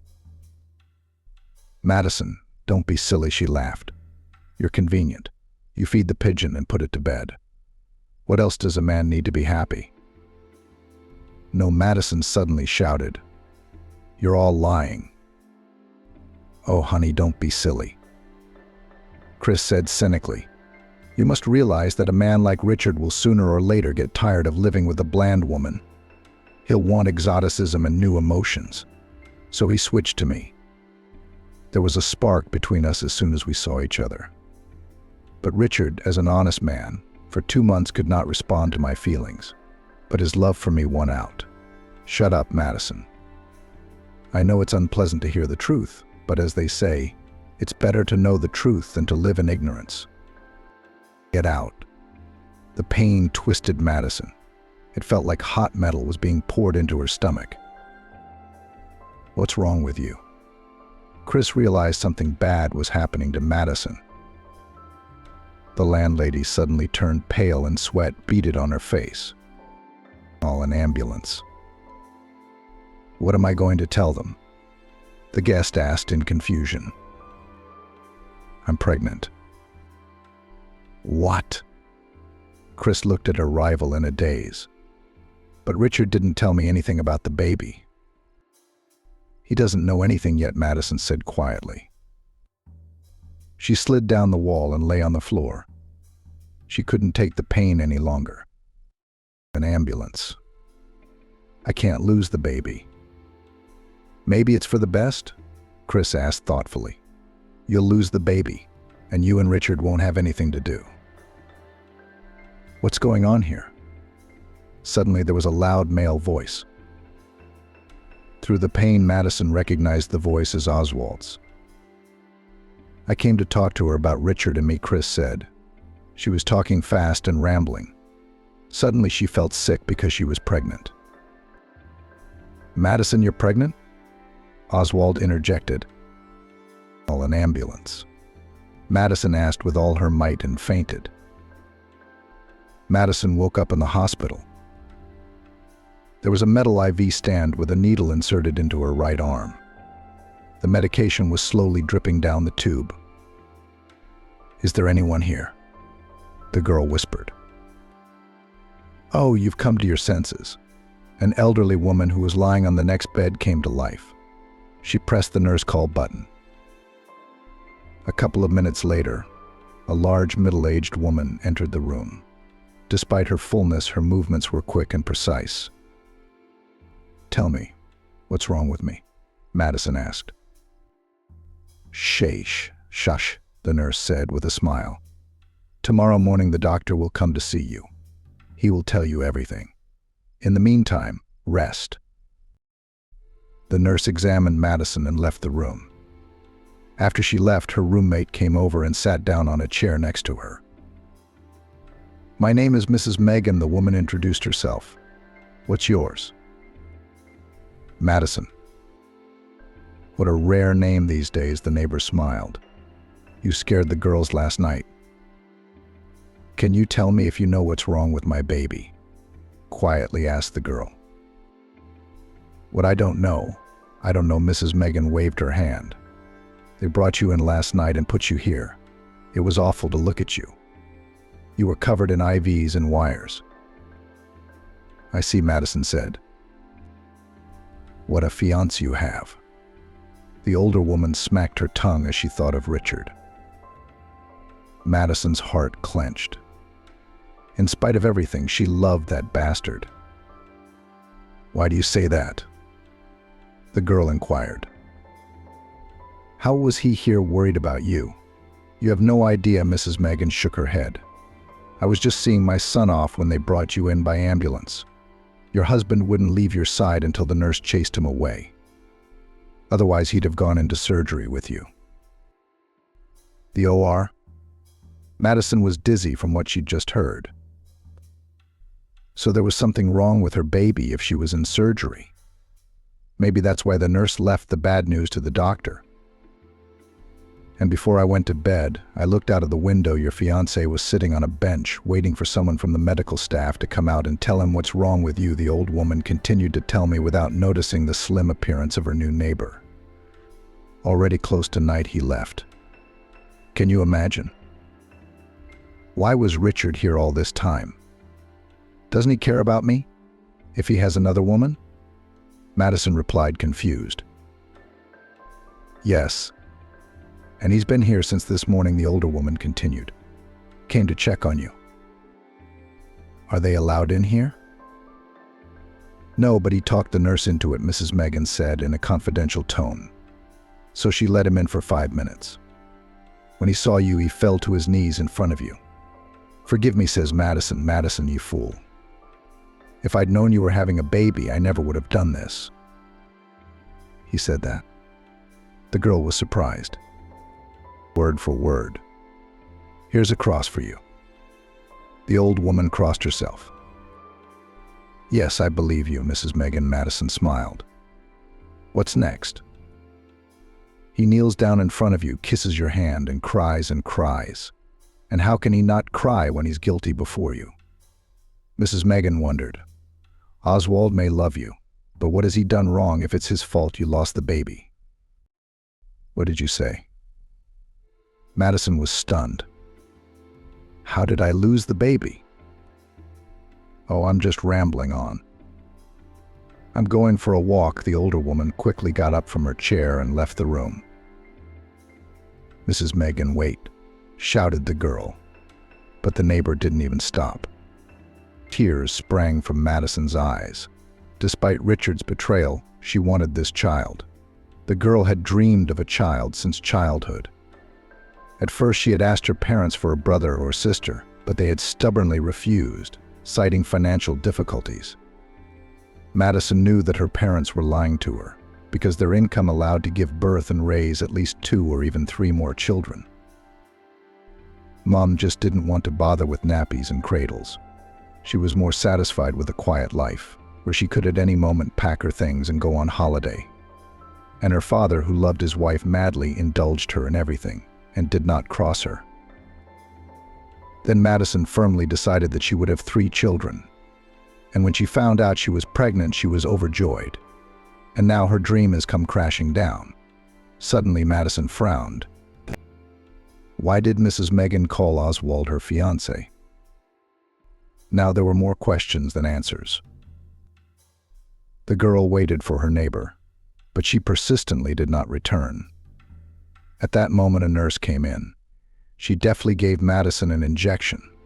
All manipulations of the nurse were accompanied by silence. After a couple of minutes, the girl fell asleep. The next morning, when Madison opened her eyes, the elderly neighbor pretended not to notice the girl. "Mrs. Megan, talk to me, please," the girl asked quietly. But the woman persisted in reading her book. A couple of minutes later, a doctor accompanied by a nurse entered the room. "Hello, Madison. My name is Jonathan. I'm your doctor.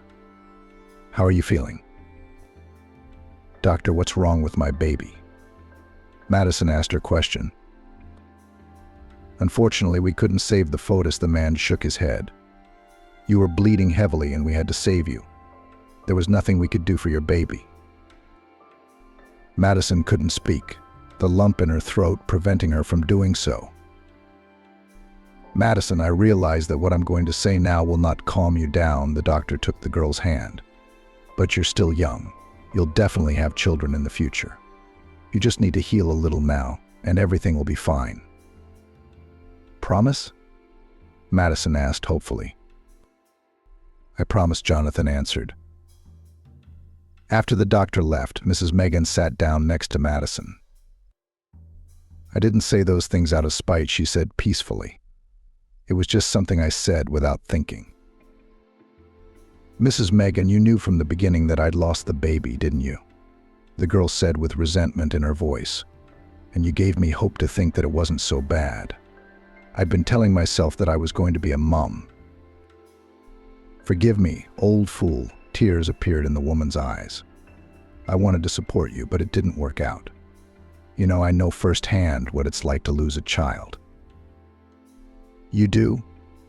Madison asked interestedly.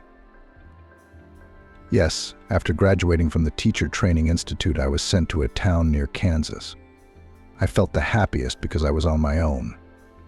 I was finally out of my mother's control. I came to the town, got a job at the school. It was a lot of work, but it didn't scare me. On the contrary, my enthusiasm was bursting. I spent all day at school, organizing the leisure time of the pupils in addition to lessons." Mrs. Megan stopped talking and turned away from the window.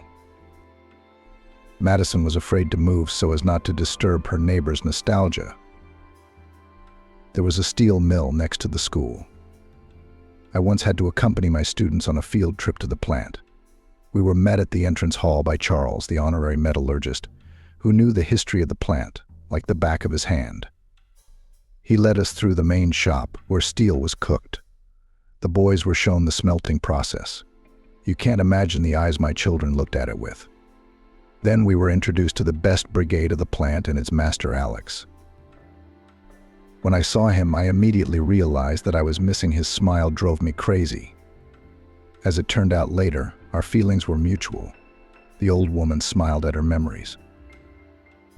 6 months later, we got married. The whole town was celebrating our wedding. It seemed there was no happier couple in the whole world. We always did everything together. We cooked dinner together, cleaned, did the laundry. And when I realized I was pregnant, I thought I'd go crazy with happiness. One day my husband didn't meet me after school. At first I thought that he was delayed at work, so I went to the factory gate. The closer I got, the more anxious I became. There were people standing around the gatehouse. I could tell something was wrong. Mrs. Megan stood up, went to the bedside table and poured herself a glass of water. The woman's hands were shaking. It was obvious that it still hurt her to remember those events. She was rambling, but Madison understood her perfectly. As it turned out, there had been an explosion at the factory, and several people had been hurt. And Alex was killed, Mrs. Megan said.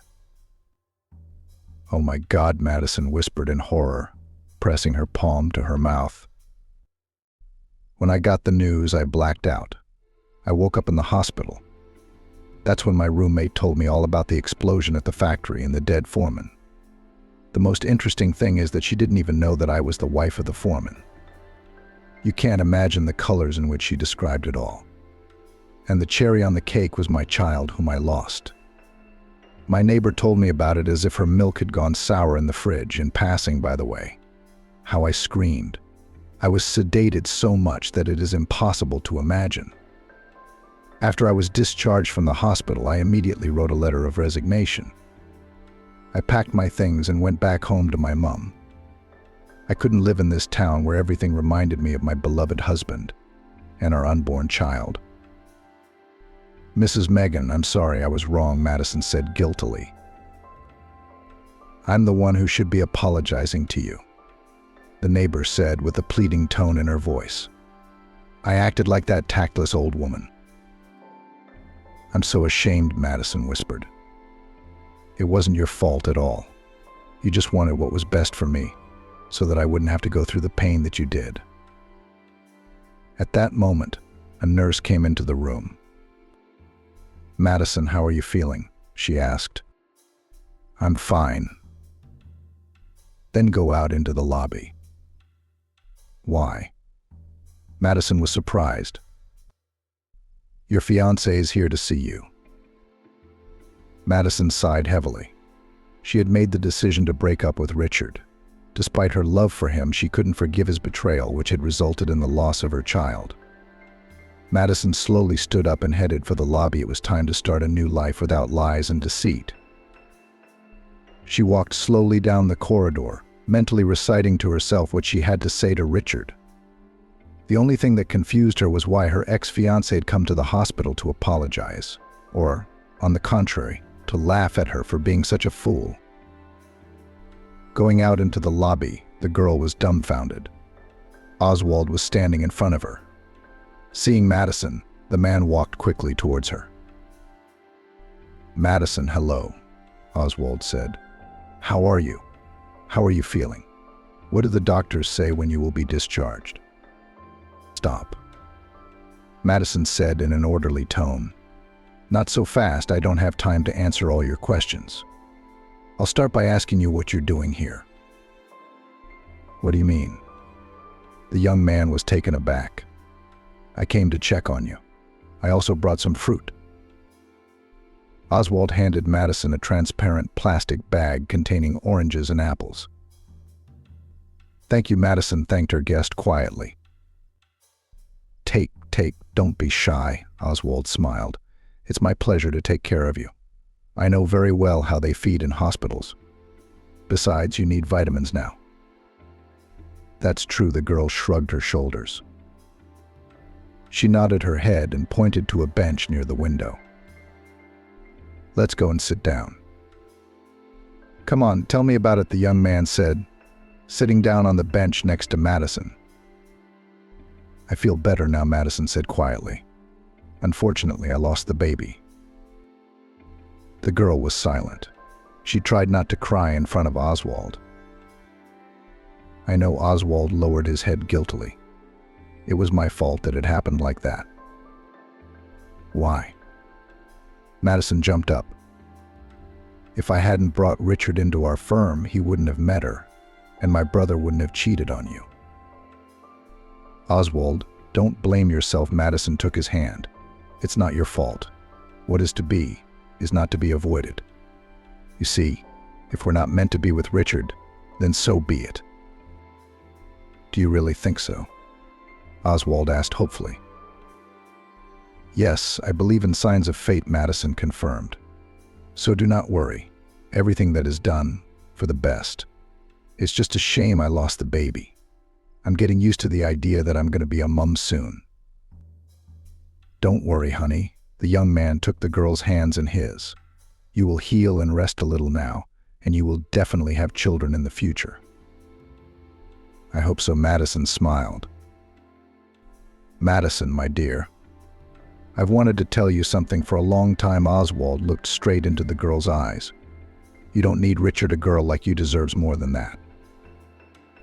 "Oswald, what are you talking about?" Madison asked in a daze.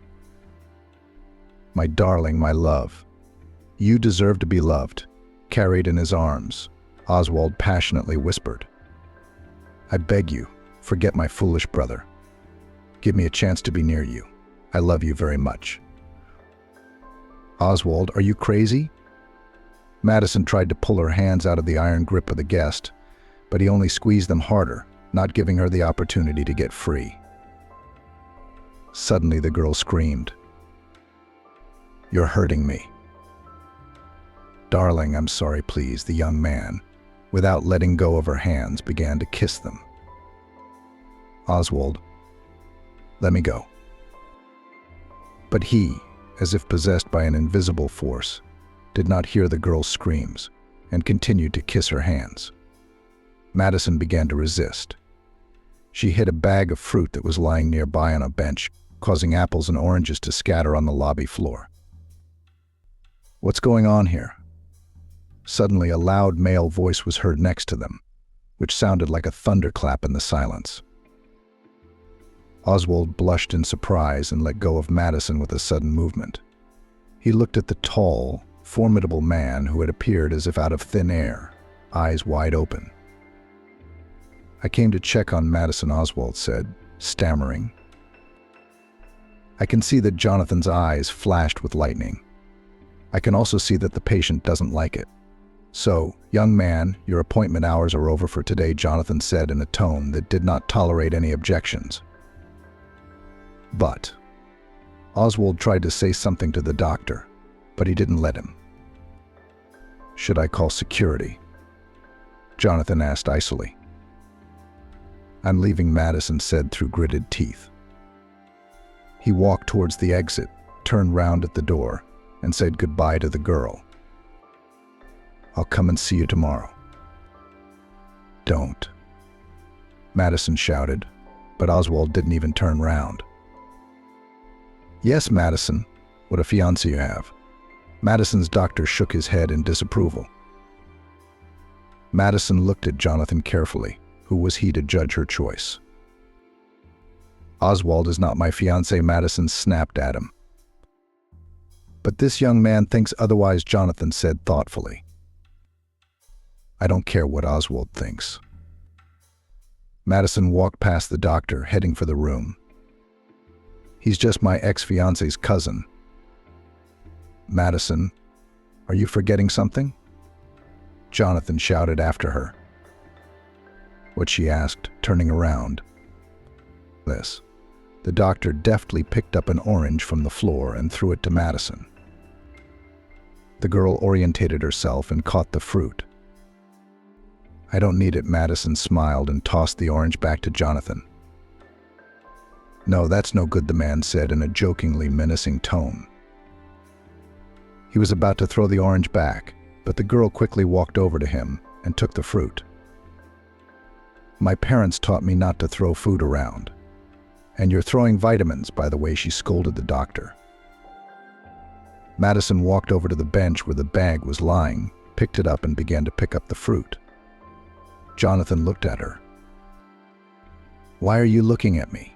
she said jokingly. "Come on, help me." The man bent down and started picking oranges and apples. The two of them quickly picked up everything that was lying on the floor. When the last orange was left on the floor, Madison and Jonathan reached for it at the same time and their fingers touched. The young men jerked their hands sharply away from the fruit as if they had been electrocuted. Madison looked straight into her doctor's eyes. Suddenly she wanted to disappear into the green pool of Jonathan's eyes, but she quickly averted her gaze so as not to cause more trouble. Madison took the fruit and put it in the bag. "Thank you," she said in a quiet voice. "You're welcome," the man replied in a husky voice. "Now go back to your room. You need to rest." Jonathan turned round and went to his office. Madison stared after him for a long time. What just happened? It must be a surge of hormones after losing a child, she thought. She took the bag of fruit and went to her room. "Madison, what took you so long?" Mrs. Megan asked. "I'm waiting for you. I'm exhausted." "Why are you waiting for me?" Madison was surprised. Then she handed a bag of fruit to her neighbor. "Here's a treat for you. Would you like some company?" "Oh, thank you." The older woman smiled. "Why don't you eat it yourself? Your fiancé brought it for you." "You've got it mixed up. It's not my fiancé, it's his brother," the girl corrected her neighbor. "What brother?" Mrs. Megan was taken aback. "I heard him say he was your fiancé when they brought you in. And then he was on his knees in that room begging your forgiveness. Oswald apologized to me for getting Richard a job at the firm where he worked. That's where Richard had an affair with this Chris. Now Oswald blames himself for my losing the baby." "Wow," the woman grinned. "That's how life sometimes twists and turns." "Yeah," Madison agreed. At that moment, a nurse entered the room. "Madison, did you have a full house today?" The nurse said with a smile. "Go. Your fiancé is here to see you again." "What fiancé?" Mrs. Megan asked, squinting her eyes. "Why, do you have lots of them?" the nurse asked. "No, just one," Madison said. "And it was an ex." The girl didn't know what she should do. What if it's Oswald back? The last thing Madison wanted was to see him. What if Richard had a guilty conscience and decided to visit Madison? What's the point of guessing? We'll have to go out and see. Only Madison was a little apprehensive after the ugly scene Oswald had caused today. She didn't want to see him, much less talk to him. Taking a deep breath, Madison walked into the lobby. Richard was standing near the window, looking in. The girl grinned and felt a moment of déjà vu. Exactly an hour ago, she had walked out to Oswald, who was standing looking through that window. "Richard, what are you doing here?" the girl asked in a harsh tone. "What do you mean?" Richard was dumbfounded. He walked quickly to the girl and wanted to hug her, but Madison dodged his embrace. "Don't," Madison said firmly. "I asked you a question."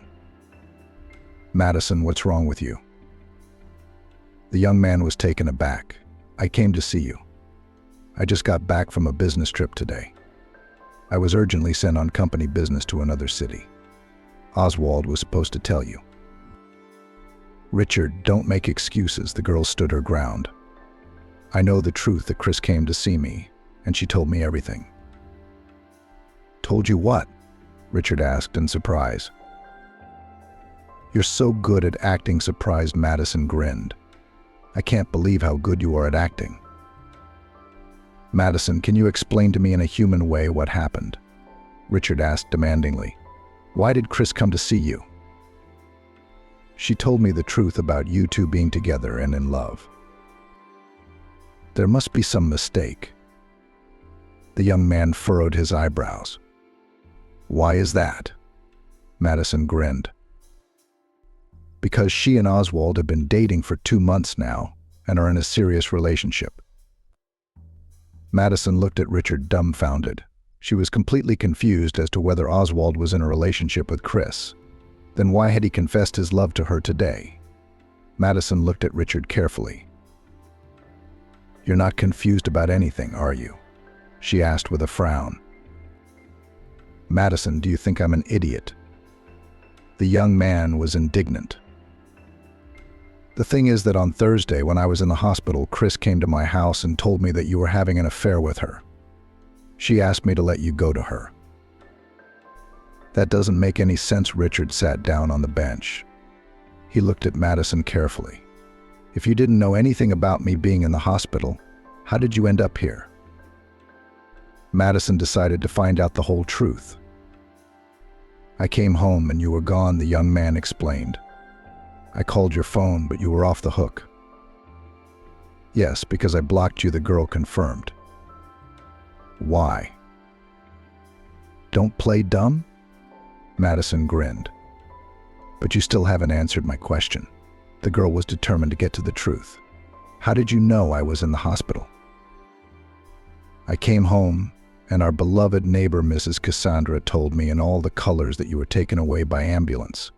Do you understand? Okay, Madison said. Honey, tell me what happened to you, Richard asked. Nothing. Except that my fiancé is cheating on me, she blurted out. I lost the baby. Stop. The young man tried to realize the meaning of Madison's words. What baby? Ours. But why didn't you tell me you were pregnant before? I was going to tell you that Thursday when I went into the hospital, Madison grinned. Instead, I found out about your affair. How can you not realize that I'm not having an affair with this Chris? Richard raised his voice. Don't yell at me. Madison was indignant. Your brother, by the way, says otherwise, Madison said. He even apologized. That he introduced you to her. Oswald? The young man mumbled confusedly. But he's lying. I would never cheat on you. Why would he do that? Madison cut the young man's speech short. I don't know. Richard suddenly lost his temper. He walked over to Madison and grabbed her by the shoulders. Look, I'm not guilty of anything. I'm hurt. Madison tried to break free of the young man's iron grip. Let me go. Jonathan walked past the lobby at that moment. He took a quick step toward Richard and pulled him away from Madison. What kind of day is this? The doctor looked indignantly at his patient. Madison, is a hospital a place to get into a relationship? I'm sorry, the girl replied, lowering her head. She was embarrassed that Jonathan had witnessed such an ugly scene. It was the second time in one day. What would he think of her now? Young man, the man said in a firm tone, addressing Richard. I urge you to leave the hospital. Otherwise, I'll be forced to call security. But I've come to visit my fiancé. Ex-fiancé, Madison cut in. Especially ex-fiancé, Jonathan added. Any questions, please, after you've been discharged from the hospital. Your fiancé has lost a child. She needs to regain her strength both physically and mentally. Madison, get me off the blacklist, please, Richard asked. Why? So I can at least call you. Richard, there's no need for that, Madison said tiredly. She was exhausted from the fight with Oswald and Richard. Get your things and get out of my flat. I'm going to the hospital. I don't think we need to hurry, Richard said. I'll wait for you and we'll talk about it. You see, I've already made up my mind, and talking about it isn't going to change anything, Madison said. And you're just delaying the inevitable. I'll wait for you, Richard said. He wanted to kiss Madison goodbye, but she wouldn't let him. "I'll wait for you at home," the young man said and left. Jonathan looked at the girl. "What kind of strange suitors do you have?" The doctor grinned. "I'm shocked." Madison walked slowly into the room. She wanted to lie in bed and cover herself so she wouldn't have to see anyone or anything else today. Madison silently walked into the room and got into bed. Mrs. Megan, try as she might, could not get her neighbor to talk. The older woman took great offense at Madison for not saying anything to her. How was the meeting with the next fiancé thought? But the girl didn't care about her neighbor's feelings. She would have to sort out her own. The girl could not sleep for a long time. She couldn't understand which of the two brothers was lying to her, which of them was pursuing his own advantage, and most importantly, what kind. Madison decided to make a confrontation for all three: Richard, Oswald, and Chris. That this girl has a relationship with one of the brothers, there is no doubt. Just whose side is she playing on? It remains to think of such a situation to catch all three together by surprise. The only place where all the conditions match perfectly is the firm where all three work. All the following days, Madison carefully avoided meeting her brothers, although they regularly came to visit the girl.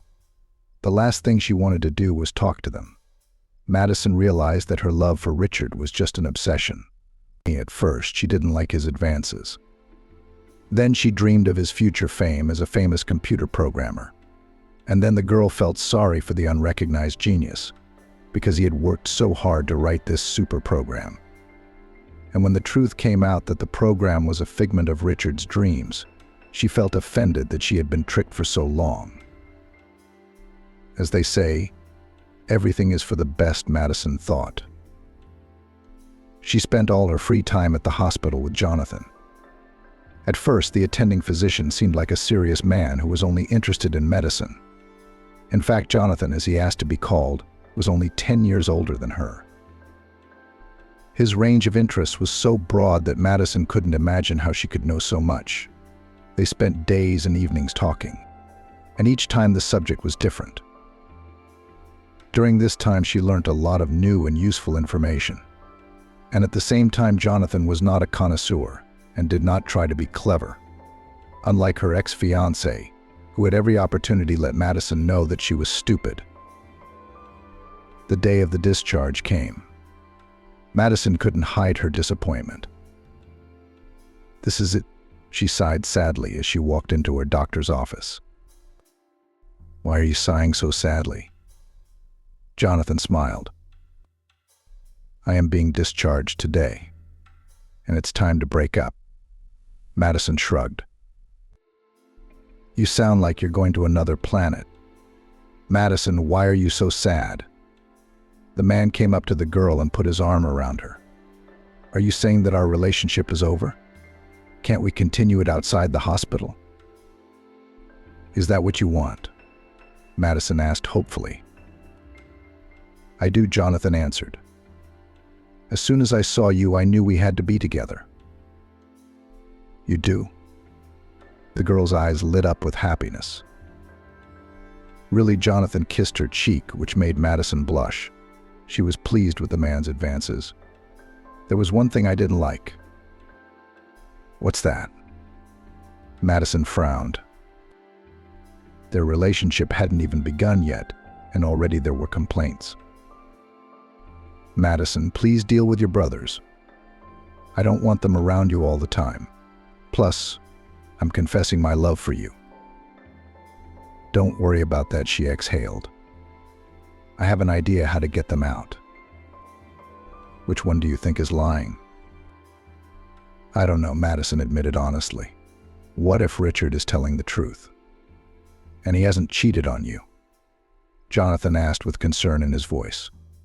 "Would you go back to him?" "No," Madison answered. "The situation had made it clear to me that I hadn't loved Richard for a long time. It was clear to me that I had treated him like a little child."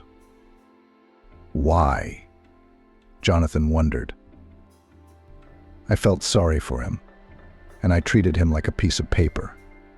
He sat on my neck for so long and manipulated me. and I was stupid enough to let him do it because I felt sorry for him. How can it be that Richard works so hard and his program still doesn't appeal to his customers? As it turned out, it was his idea, and no one ever wanted his software. I see Jonathan pulled her tighter against him.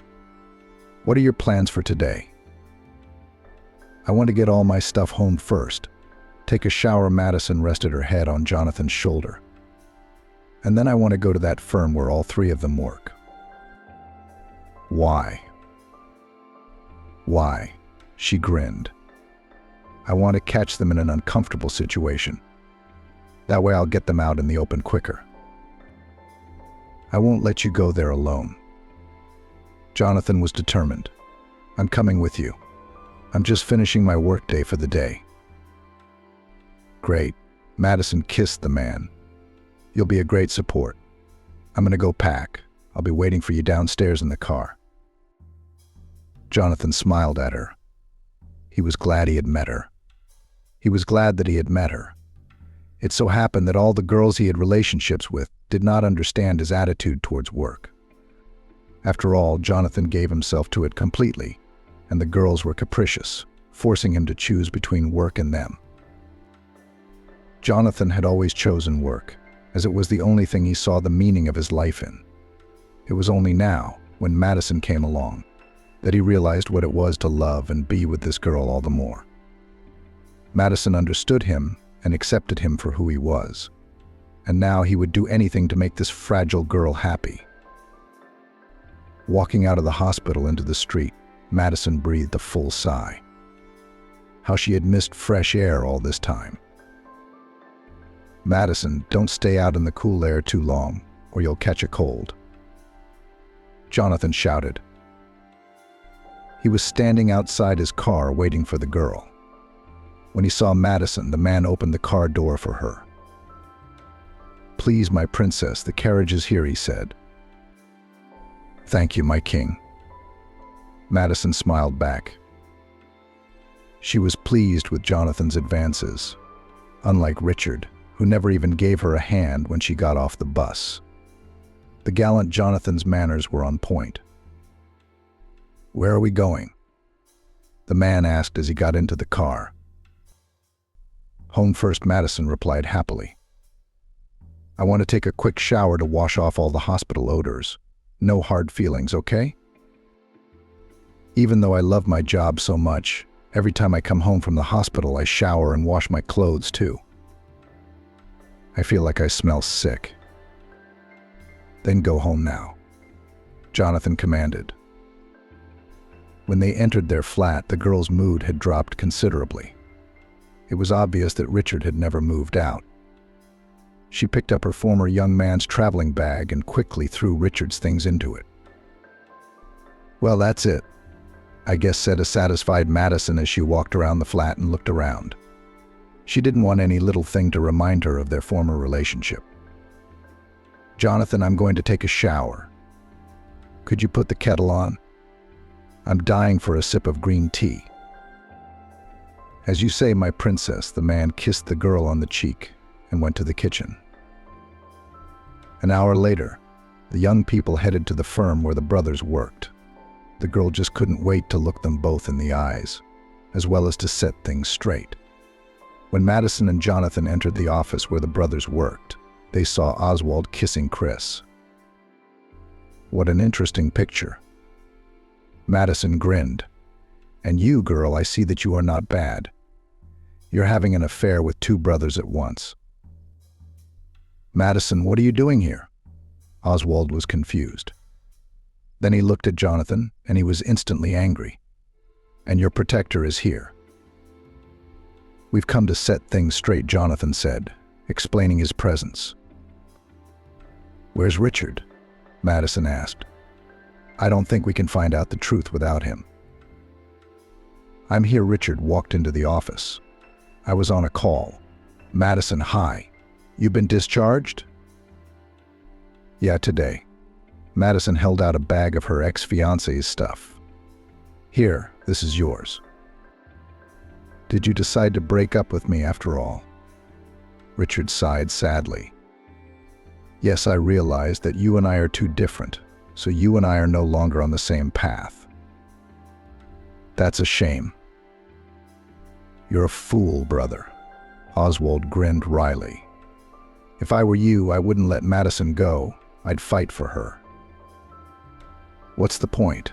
Richard asked indifferently. Believe me, I know that look in Madison's eyes. She's not in love with me anymore. Wait, are you saying Madison is with that right now? Oswald pointed his head at Jonathan. Choose your words, young man, Jonathan warned in a cautionary tone. Or what? Oswald asked defiantly. All right, everybody calm down. Madison looked angrily at those present. Oswald, I want to thank you. For what? Stupefied young man. If it hadn't been for your adventure, I would never have met Jonathan. The girl's eyes lit up with happiness. I would have lived on hopes and promises of a better life. Madison, I can give you an even better one. Oswald began. But he was interrupted by Chris, who screamed hysterically. Honey, what's all this? The girl stomped her foot. First you swore to me in love, saying that you want to marry. And then you actually did? Jesus, Chris, look at yourself. Oswald grinned. I just needed you to come to Madison and introduce yourself as Richard's fiancée. That's all I needed. You used me? Chris squealed. Do you think it's possible to have a serious relationship with someone like you? Oswald grinned. You are only for fun and nothing more. Not like Madison. How is she better than me? Chris looked at her rival with dislike. Everything, Oswald replied. Look at you and her. It is because of women like Madison committed feats. Enough. Madison ordered. I'm not interested in your relations, came out the boss and turned to those present. Oswald, I never want you in my life again. If it weren't for your pregnancy, I would have succeeded, Oswald said angrily. The only thing that would have worked out for you is that Richard and I would have split up, Madison said firmly. But I would never have been with you, that's for sure. I hope that was the last time we see each other. That goes for the three of you. Shall we go? Jonathan asked. He put his arm around Madison's shoulders. Let's go, she smiled at her lover. Suddenly her gaze fell on Richard, who stood like a child abandoned by his mother. He lowered his head and did not know what he should do next. For a moment she felt sorry for her former fiancé, but the girl quickly pulled herself together. After all, Richard was a man who had to become independent. Madison and Jonathan left the office. The girl breathed a sigh of relief. God, I can breathe easy. Madison smiled. Then she kissed Jonathan on the cheek. Where are we going? Let's go to the park and walk, she suggested. That's a great idea. Madison took Jonathan's hand. She was happy to have met him. She saw in him all the qualities of a man she had always dreamed of. In the short time they had known each other, Jonathan had proved himself to be responsible, honest, and wise. He had become a friend to Madison, someone she could confide in. This man would not hesitate to lean on her shoulder in times of need, and he was the only one she was willing to share the family's troubles with.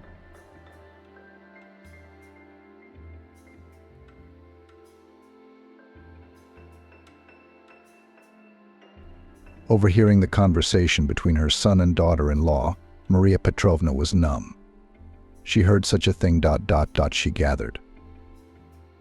Albert, we can't go on like this. Linda exclaimed indignantly. How much longer are we going to be crammed into this tiny room? The baby's coming, and we don't even have a place to put the cot. What can I do? Albert didn't even turn round, still staring at the monitor. You know, we can't take out a mortgage, we need money for a down payment. And because of your whims, we can't save up any money. Let's move in with your parents. They have a bigger flat than this one, 2 rooms, but separate. And the kitchen is bigger. Linda. And your mummy will live here alone like a queen. Besides, you know my daddy's very sick. He needs peace and quiet. Besides, he and my mum live in separate rooms. And you're suggesting we put them in the same room? They'd fight all the time. Mummy likes to watch soap operas all day and Daddy hates them. No, I'm not going to let my parents be bullied. Yeah, Albert nodded. So you can bully my mum? He raised his voice. She already doesn't know where to get away from your eternal discontent. She only comes into the kitchen when you're not home. And she's the landlady, not you. So live with your mum, Linda cried. I'll go away. And when the baby is born, I'll raise it myself. And you won't even see it.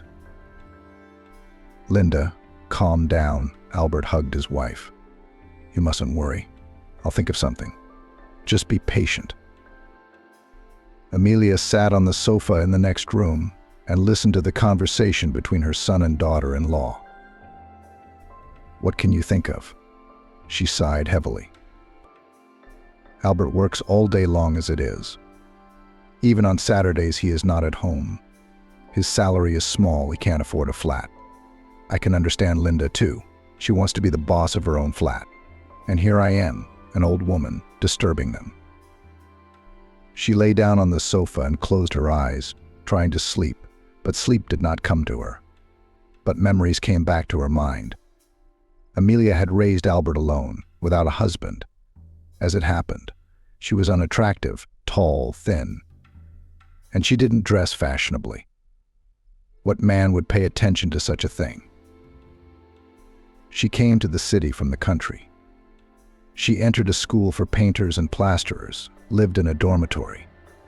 And after graduation, she got a job in a construction organization, from which she got a small room in a communal flat. She worked on weekends, went to the village, helped her mother to take care of the vegetable garden.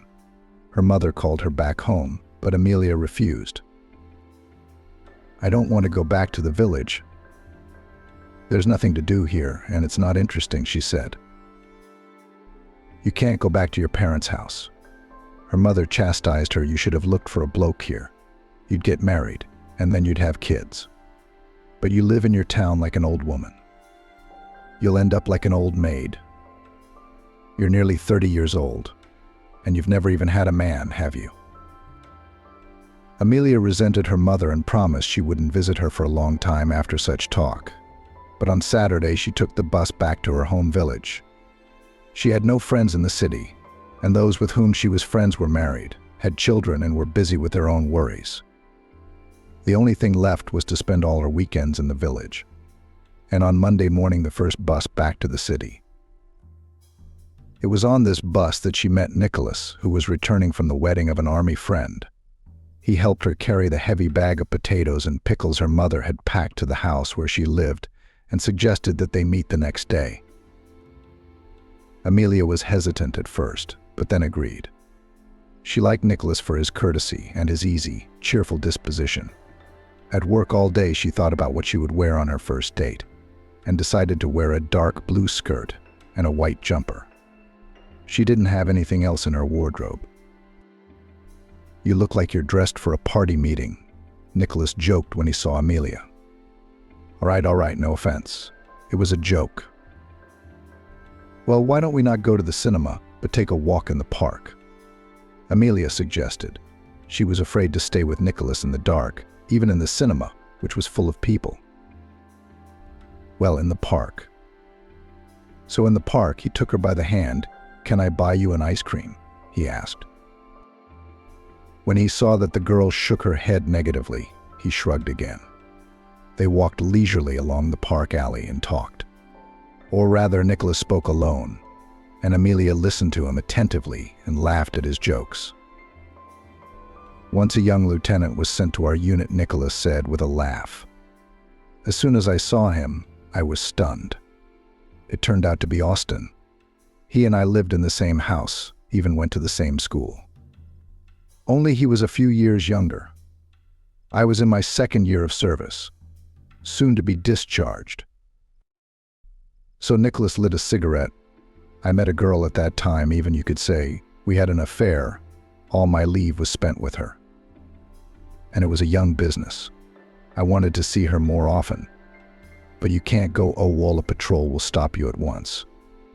Yes, they can put you in the brig, and then you won't be able to see her at all. So that's what I came up with. I started asking Austin for his lieutenant's uniform. Officers' uniforms didn't stop patrols in the city, so they could move around freely. Took me a long time to convince him that countrymen should help each other out, that sort of thing. And I did, because when Austin was on holiday, I'd put on his uniform and go out on the town. I did it once, I did it again. And the third time I came back to the unit, I ran into my own Oliver. How surprised he was to see me wearing my lieutenant's epaulettes. I never went on leave again for the rest of my tour. What did they do to Austin? Did they punish him too? Amelia asked anxiously. No, Nicholas waved his hand. I didn't give him away. He said he'd borrowed the uniform, and from whom I do not know. From Nicholas's story, Amelia learned that he lived in a hostel and worked at the factory as a milling machine operator. He has never been married and has no plans to marry. It's too early for me to have a family, he said, and lit another cigarette. I look at my friends who have already got married. So it's a deadly bore. And if you get a bad wife, it's a disaster. My mate Ashley, he's rushing home after work. I say to him, Ashley, let's have a beer. Take the edge off, and he tells me that if his wife smells alcohol, she'll make a scene, and from his body for a week. And what about the children? Amelia wondered. Don't you want to be a father already? Children? Nicholas grinned. I never wanted to have them. It's a lot of trouble. First you have to get up at night, then take them to daycare, then do homework with them, and how much money is spent on them. And in the end, you don't know what your son or daughter will grow up to be. Our foreman Michael's son went downhill. Got mixed up with a bad crowd. Almost ended up in juvie. What's he got to look forward to? Father's a respectable man, mother's a librarian, and the kid grows up to be a thug. Maybe he lacked parental attention. Amelia suggested. The son has shoes, clothes. What kind of attention is needed? Nicholas objected. Nobody took care of me when I was a kid either. My father died early. My mother worked 2 jobs to feed me and my sister. And nothing. I grew up a decent man. I work, and I send money to my mother. Amelia didn't answer, though she disagreed with Nicholas about family and children. Perhaps he doesn't realize yet that children are a great happiness, she thought. How can one not love them? They walked round the park some more, and Nicholas walked Amelia home. He didn't ask her out again, and Amelia decided that she didn't like Nicholas, and he didn't want to continue hanging out with her anymore. She was surprised to see Nicholas sitting on a bench outside her driveway a few days later on her way home from work. Oh, Amelia was embarrassed, adjusting the dress she'd been wearing that day. I didn't even expect to see you again. Maybe we should go for a walk, Nicholas suggested, getting up from the bench. The weather's so nice. Amelia nodded her head in agreement, and they walked towards the small square.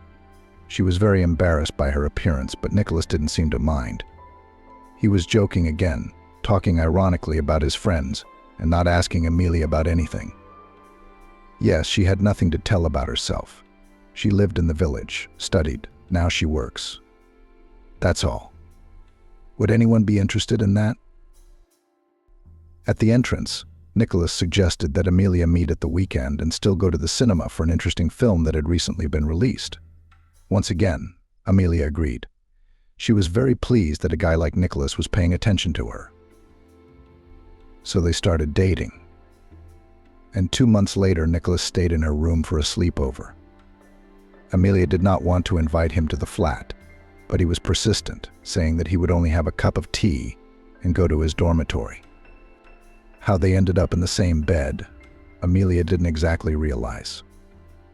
Nicholas's kisses were so sweet that she felt as if she had lost her head. "So I'm your first man?"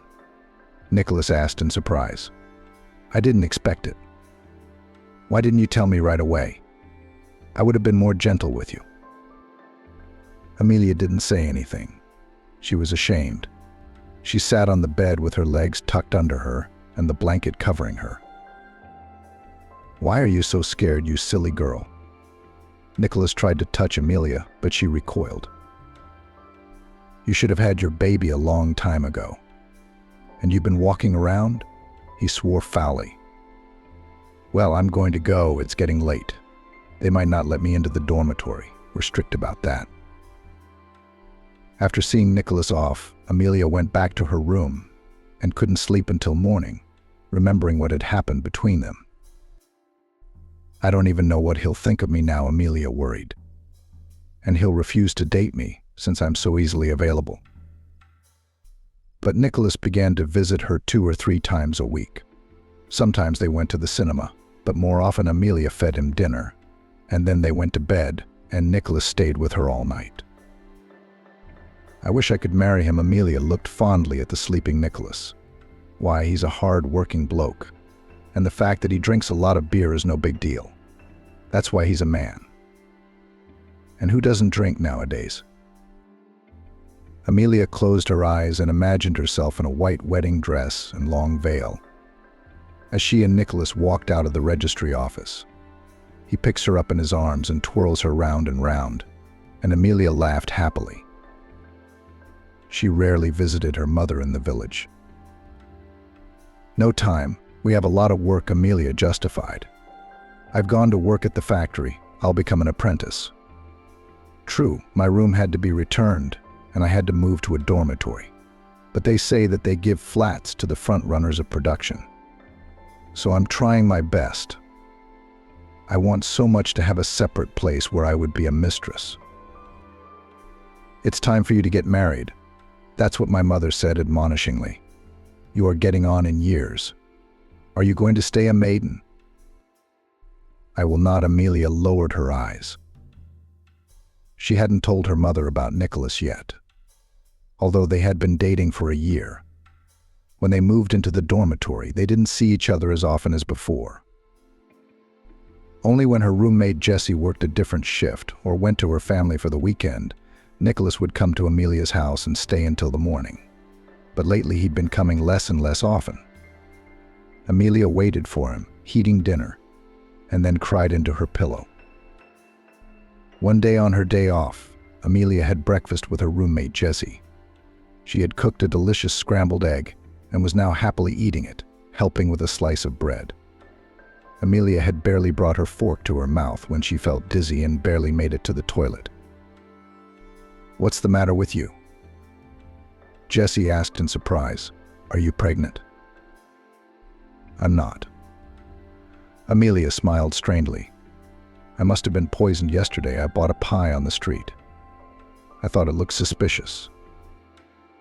"Yeah," Jessie grinned. "My mom's been pregnant 5 times and she used to say the same thing. For milk, for pies. You should go to a woman's doctor and get yourself checked out. Don't tell me you've never been with a bloke. I found cigarette butts in my room more than once. So you brought him here while I was away." Amelia blushed up to her ears and skewed her lower lip. "You think it was me? There's no way anyone could have come into the room." Go to the clinic." Jessie continued to insist. "It won't be too late. You can have an abortion before it's too late. What are you going to do with a child now? No flat, no mother to help you." "All right." Amelia nodded her head. "To calm you down, I'll go to the doctor, then we'll laugh together." But there was no laughing. Amelia was indeed pregnant. She came out of the antenatal clinic and didn't know what to do next. Sitting down on a bench, Amelia thought, "We should tell Nicholas everything. As it happens, he has to marry me now. He's not going to give up his own child. She cheered up, got up from the bench, and went home. Waiting until the weekend, when Jeezy was away at her parents' house, Amelia waited for Nicholas to tell him that he was going to be a father. Nicholas was late that day and didn't arrive until the evening drunk. A friend had a son, he told Amelia from the doorstep, so we had a little celebration. He came into the room and sat down on a chair. He already had 2 daughters, but Scott just wanted a son. A son is a son. Nicholas held up his index finger. An heir. What would you do if you knew you were going to have a son soon? Amelia asked cautiously. Nicholas hesitated. The devil knows. He put his foot on his leg. Never thought about it. And if you think about it? Amelia looked at him slyly. Well, I suppose I'd be glad, Nicholas said uncertainly. Why do you ask such questions? Well, then rejoice. Amelia clapped her hands. I'm pregnant, and I'm sure that we'll have a boy. Stop. Nicholas wiped his face with the palm of his hand. Who's having a boy? Me and you. Amelia's joy faded a little. We do. I've already been to the doctor, who confirmed that I'm going to be a mum and you're going to be a dad. Isn't that great? Now you and I can get married and get our own flat as soon as possible. Married? Nicholas was startled. Why? What do you mean? Amelia was upset. We need our child to have a mom and a dad. Or do you mind? Her eyes filled with tears. I don't mind in principle. Nicholas got up from his chair and started walking toward the door. I'm going to go. I need to think it over. I'll come back tomorrow and we'll talk about it. Okay, Amelia agreed nonchalantly. Tomorrow is tomorrow, but come before lunchtime, because Jeezy might be back early. But neither tomorrow, nor the day after tomorrow, nor a week later, Nicholas did not come. Desperate, Amelia went to the neighboring factory to look for Nicholas and find out what had happened to him. But she was shocked by the news that Nicholas Morris had been paid and had gone somewhere. Not even his closest mates knew where. Amelia couldn't believe that Nicholas had abandoned her, too. Not just her, but their unborn child. What am I going to do now? She sobbed as she sank into her pillow. What? Jesse grinned. You need an abortion. It's no big deal. You're not the first, you're not the last. I'm not going to kill my baby. Amelia covered her still flat belly with her hands. I'll raise it myself alone, and we don't need no daddy. She buried her head in the pillow again and cried even louder. Yes, it's a mess, sighed Jeezy. What are you going to tell your mother? I thought you said she was strict. Aha, Amelia exclaimed. I'll have to tell her. She wouldn't kill her own daughter. Besides, she'd just been dreaming of grandchildren. The next weekend, Amelia went to the village. Mrs. Anna shook her head. I haven't heard a word from you for 2 months. Come on, get dressed and go to the garden. You can help dig potatoes. Amelia dug potatoes, but refused to take the buckets full of them into the cellar. What's the matter? Mrs. Anna was angry. The town has spoilt you so much that you can't help your mother. I shouldn't be lifting weights right now. Amelia lowered her eyes. The doctor said not to. Is something wrong? Are you ill? Mrs. Anna looked at her daughter anxiously. What did the doctor say? Mom, I'm pregnant.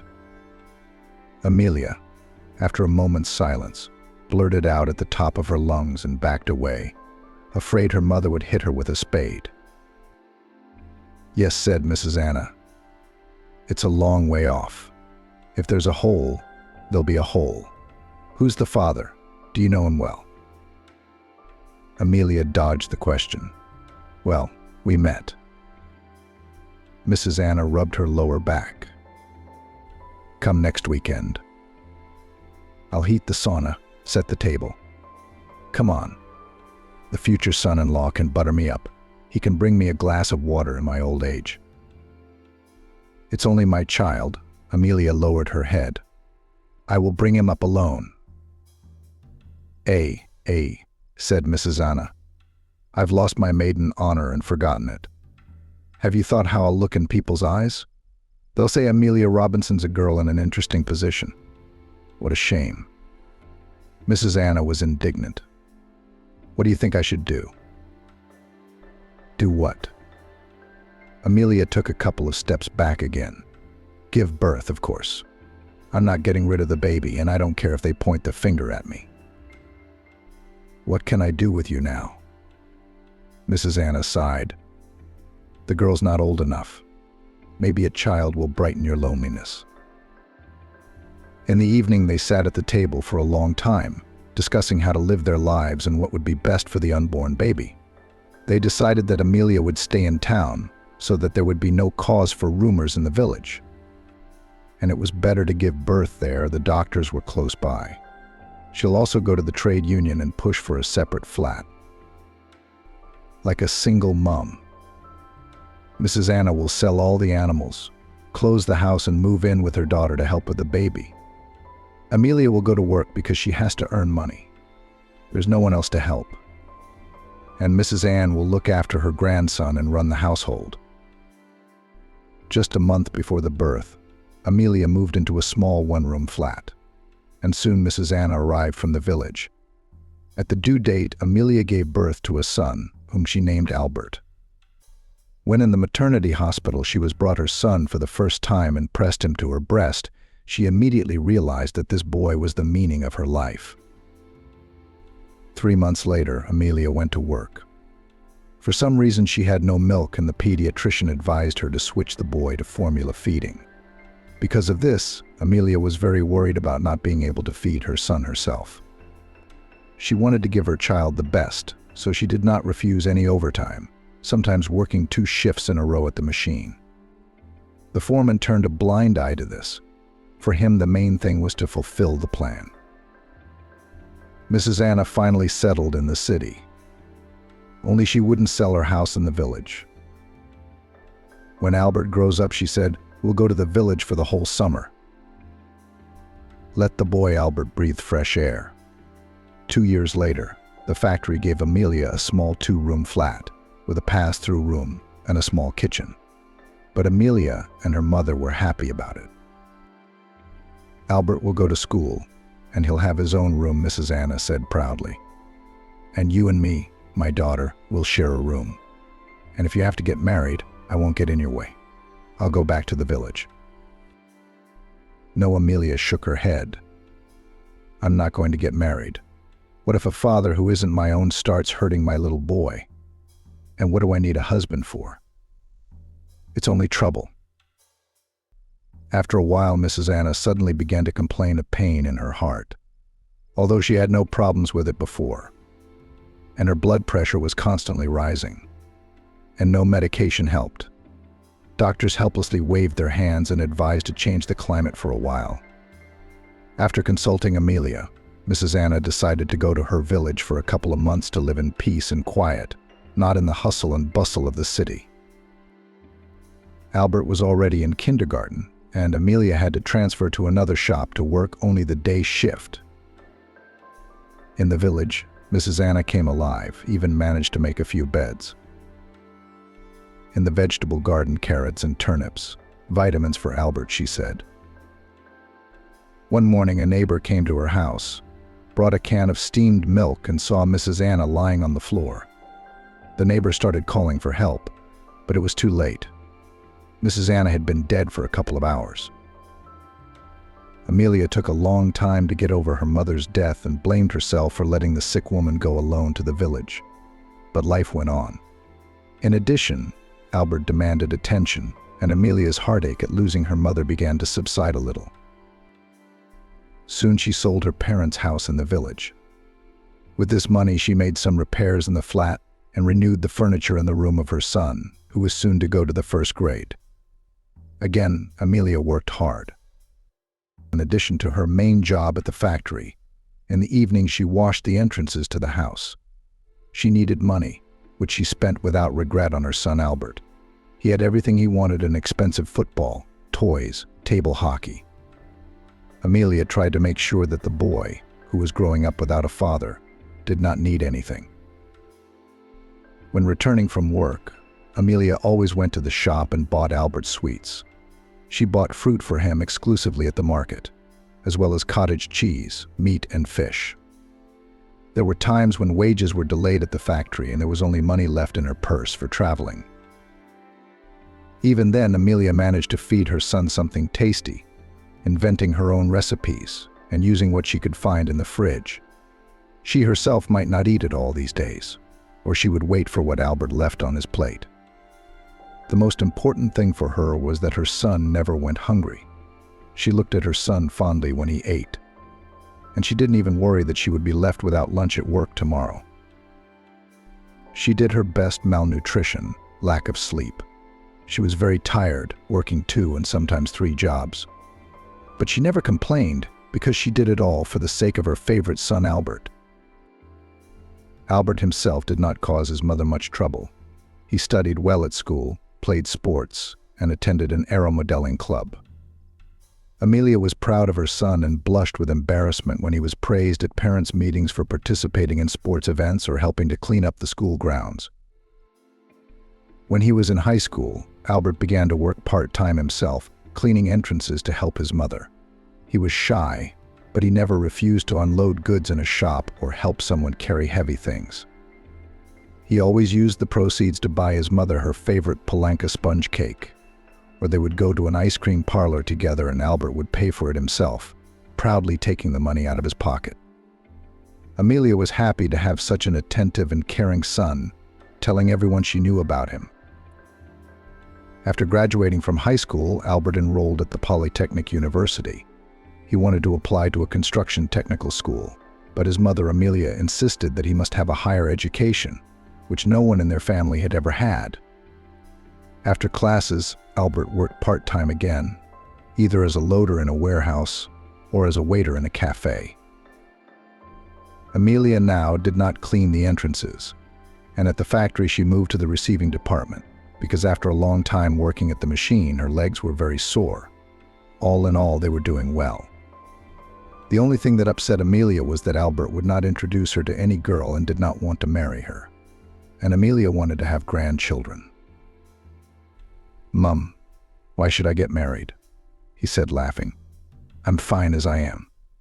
Who else will take care of me like you? And I have nothing to offer a girl my own flat, no car too.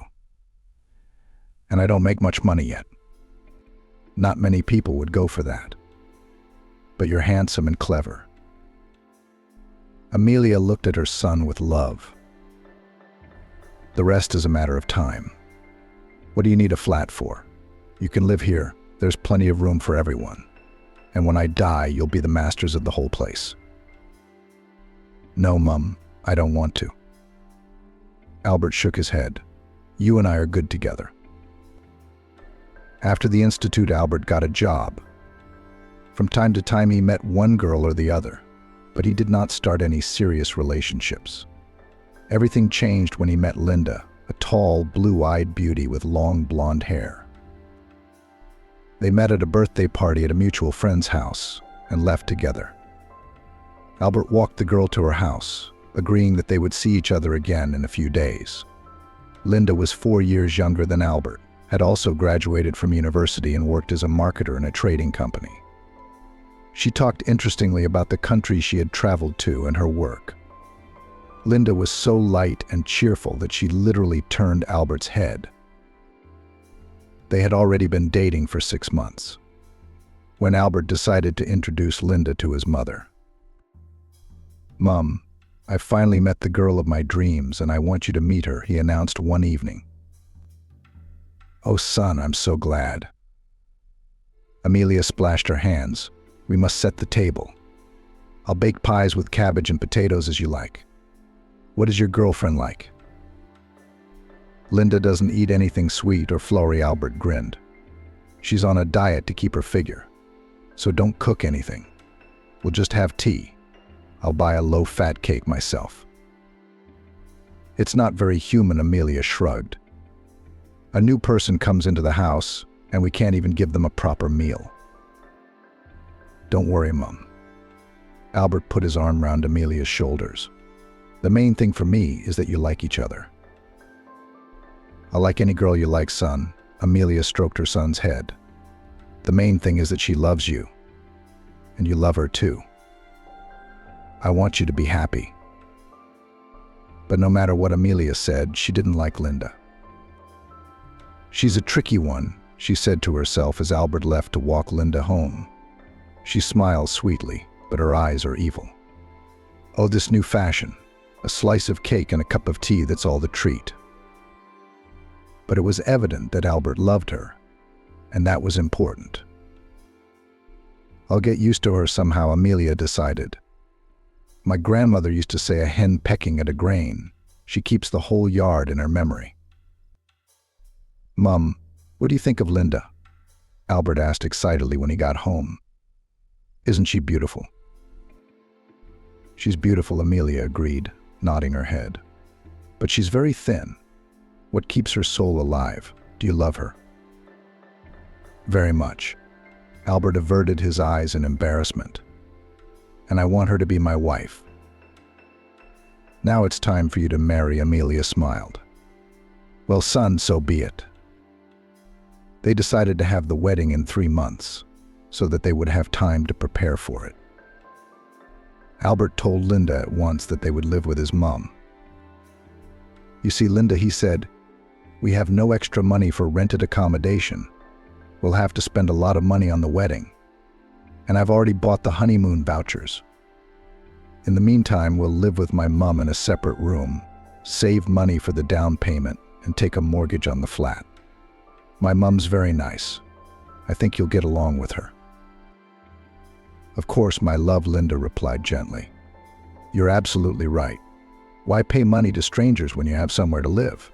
We'll be patient for a while, but then we'll move into a bigger and more spacious flat. Linda answered in a way that made Albert like her even more. She had not thought about a future life with her mother-in-law. She knew the saying, patience and hard work will get you through it.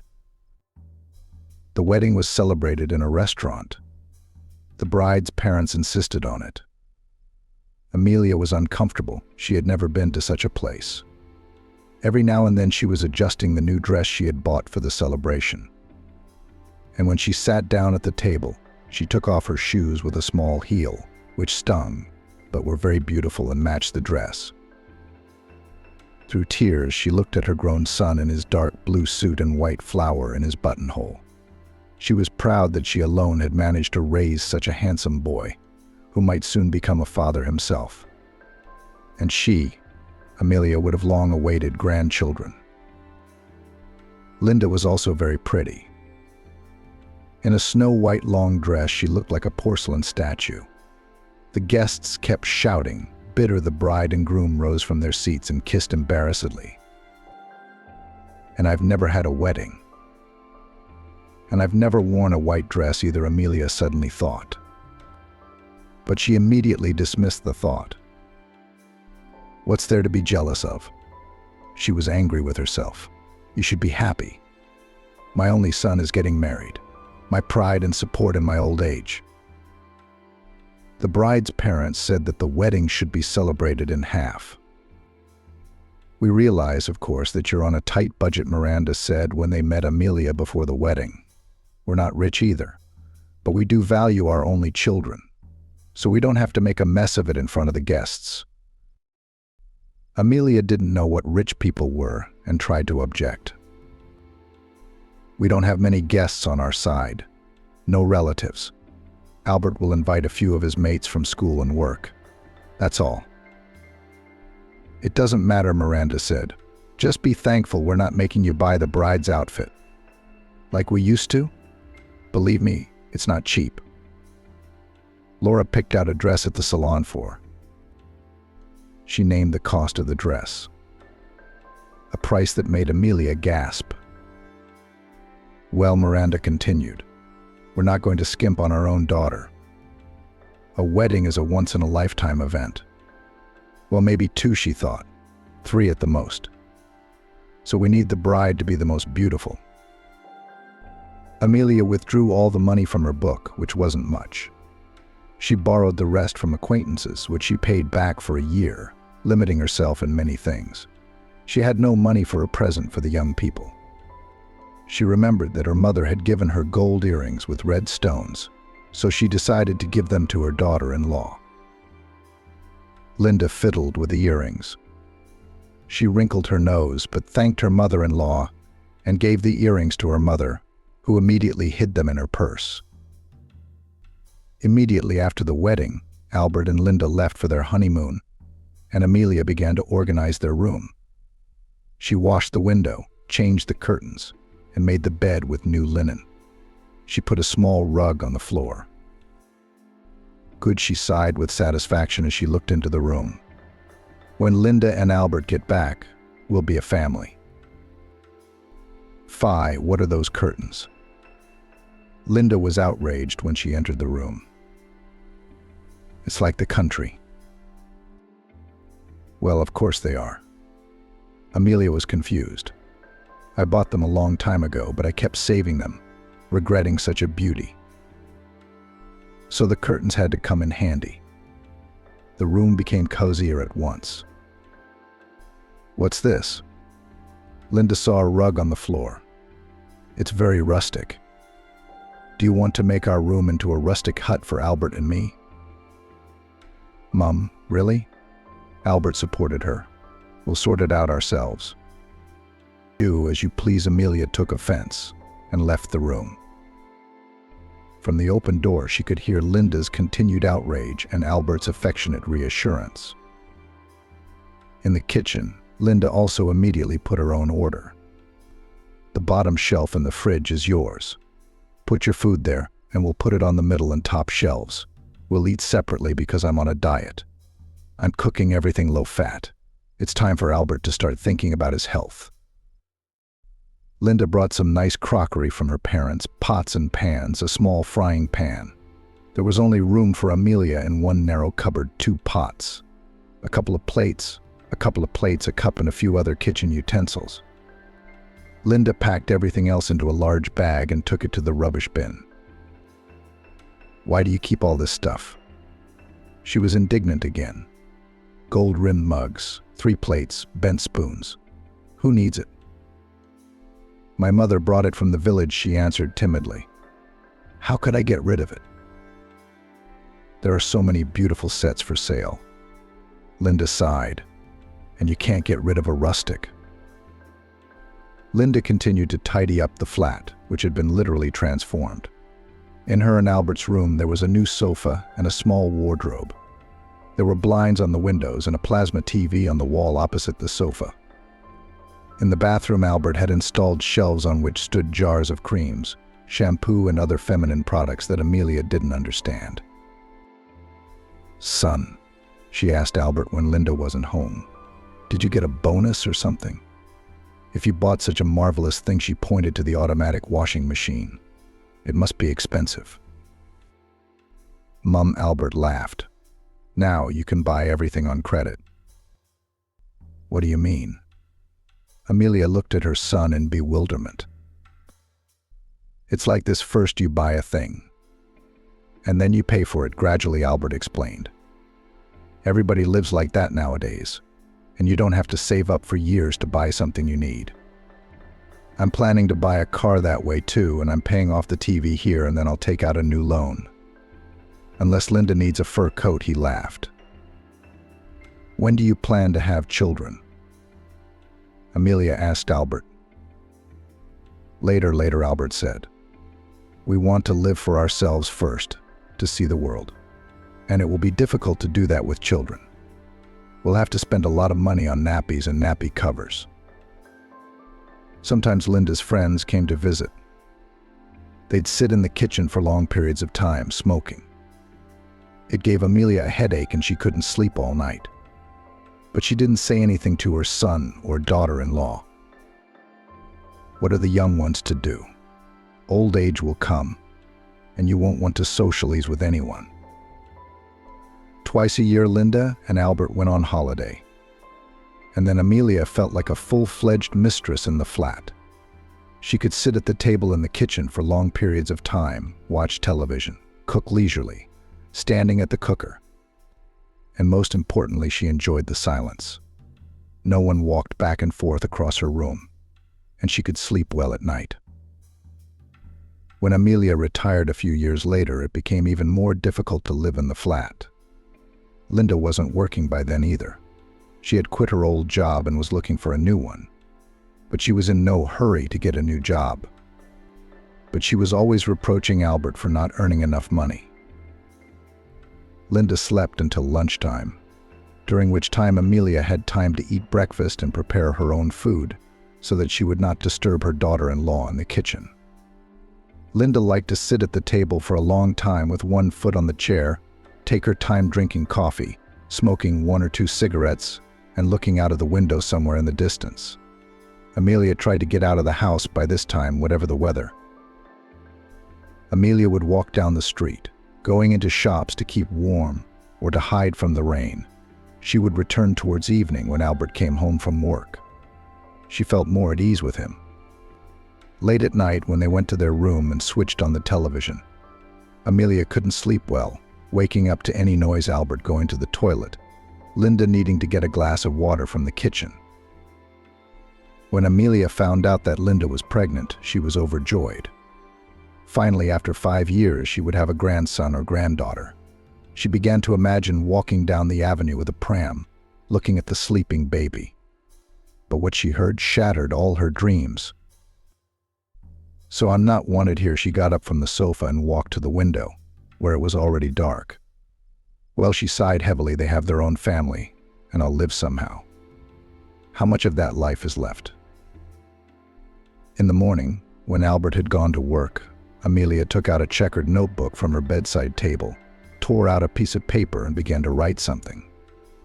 She didn't go out for a walk as usual that day, and didn't mind that an irritated Linda was pacing around the flat, and even dropped a stool in the kitchen a few times, kicking it with her foot. In the evening, when Albert came home, Amelia came into the kitchen and sat down across from him. "Son, I need to talk to you," she said. "What's wrong, Mum?" Albert looked at her anxiously. "Is it something serious?" "You see, son, it's like this." Amelia was silent for a while. "I have to go away, probably for a long time." "Why?" Where to? Albert wondered. "I got a letter from Aunt Gwen today." Amelia took a small piece of paper out of her pocket and showed it to Albert, but did not hand it to him. "Well, do you remember Aunt Gwen, your grandmother's cousin?" "How would you remember her? When we went to the village, you were very young." "Aunt Gwen says she's ill and needs help," Amelia said quickly, so that her son wouldn't understand. "She has no family left and no one to look after her. So Aunt Gwen asked me to look after her, and in return she'll give me the deed to her house. It's a good house. It'll last 100 years. Then you can sell it, add some money, and buy you a flat." Albert stretched out. "Well, if you have to, go. But let's leave at the weekend so I can walk you to the bus." No, Amelia waved her hands fearfully. "I'll go tomorrow. Aunt Gwen writes to tell me to leave right away. I don't know how long the letter has been traveling. It might be too late. Don't worry. I haven't got much. Why don't Linda at least come with you?" Albert offered tentatively. "What's the matter, son?" She waved her hand again. "Linda is in such a state now that she needs to take care of herself. Don't worry, I'll get there myself." "How's that?" "You know," Albert got up from the table. "Will you be back in time for the birth of our child?" I don't know. Amelia shook her head. "I'm not going to guess. I don't know how things will turn out. Maybe I'll live there and stay there for good. So you can use the flat as you see fit, move into the big room. and you can make a nursery in the small one. Well, it's up to you. We'll figure it out." Albert left the kitchen and went into the room, where Linda's joyful voice could be heard. Amelia tore up the letter she had written to herself that morning and threw it in the rubbish bin. Then she went back to her room, opened the wardrobe, and started pulling out her things, putting them into a small traveling bag. Almost 3 years had passed. Albert and Linda's family life was not going well. She reproached her husband for not devoting time to her or their little daughter. Albert replied that he worked 2 jobs so that the family did not need anything, because Linda's needs were growing more and more every day. And it was taking a lot of money for the baby. Over time, Albert realized that he probably didn't really love Linda, but was just fascinated by her beauty and attractiveness. And now it was as if a veil had fallen from his eyes. Linda turned out to be a very scandalous wife. She wanted Albert to help her around the house and earn a lot. He did not refuse to help his wife, coming back from work, bringing groceries. On rare weekends, he cleaned the flat and cooked meals. But he resented the fact that Linda sat all day on the phone, texting with girlfriends or ordering some things through an online shop. She did not do much with her daughter, who fortunately grew up a very quiet child and could play with toys on her own, without causing her mother much trouble. In addition, Albert was very offended at his wife for naming the newborn girl Angelina without consulting him. "What kind of name is that?" Albert was outraged at the time. "I thought we were going to name our daughter Iris or Joyce or maybe Laura." "Phew," Linda replied, embarrassed. "Iris, Joyce. It's like the countryside, but Angelina. It's trendy and modern." Linda was supported by her mother-in-law, and Albert waved his hand. "Call it what you like." Only his father-in-law sided with him. "They'll call the girl Oliver Laughed, like a cow in an advert." The family was always short of money. Instead of saving a little, Linda ordered cosmetics and clothes she hardly ever wore. The wardrobe was full of her stuff. Those cosmetics were still in her nightstand drawer. "Stop wasting money," Albert once told his wife. "We'll never save for our own flat." "Why do we need a flat?" Linda wondered. "We're doing fine here for now.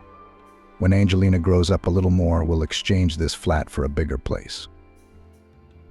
"What do you mean?" Albert looked at her in confusion. "Actually, my mom is also registered here.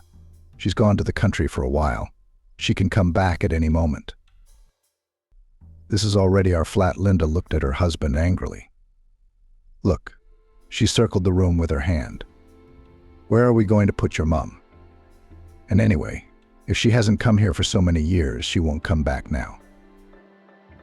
Albert thought about it. He hadn't heard from his mom in 3 years. He had never even visited her in the village. He decided that he would have to go there next weekend to see how she was doing. Maybe she needs some help. But soon Albert forgot about his promise. He got busy at work and had another fight with Linda. Or rather, they fought every night now. He hardly got home, and his mother-in-law was adding fuel to the fire. Other husbands to their wives and buy fur coats. "And take to resorts," she said with a complaint son-in-law. "And you in life, even a gold ring cannot give a gift, which she has long dreamed of. So let her find a husband who will provide her with everything." Albert snapped back. "Since I'm so bad." And she will nod at the mother-in-law. "A beautiful girl like my daughter will never be left alone. She deserves the best. So let her go to the best." Albert couldn't stand it one day when his mother-in-law again reproached him for not earning enough money. "I won't cry. Might as well pack my things now and get out of here." "That's right." The mother-in-law proudly raised her head and turned to her daughter. "Linda, get ready. We're not staying in this flat with this worthless man for another minute." Linda defiantly started to take things out of the wardrobe and put them into a large bag. Albert watched silently. "We'll take the baby with us." The mother-in-law began to stuff toys into the bag. "My dear Angelina, your father is worthless. If he can't provide not only for his wife but also for his child." "Take it," Albert shrugged indifferently. "Nobody will forbid me to see my daughter anyway." "We'll see about that." The mother-in-law grabbed her granddaughter by the hand and pulled her into the hallway. Linda followed them, dragging her bag. "Don't forget to leave the keys to the flat," Albert reminded her. "Choke on it." Linda took the keys out of her purse and threw them at her husband. "You'll be sorry, but it'll be too late." "Yeah," Albert nodded and slammed the door behind them. Linda cried in the taxi. "Mum, maybe I shouldn't have left Albert." "No way," said her mother firmly. "Let him suffer. You'll see he'll come to you on his knees and beg for forgiveness. But don't be a fool and forgive him at once. Let him buy you a ring and a mink fur coat, which you have long dreamed of."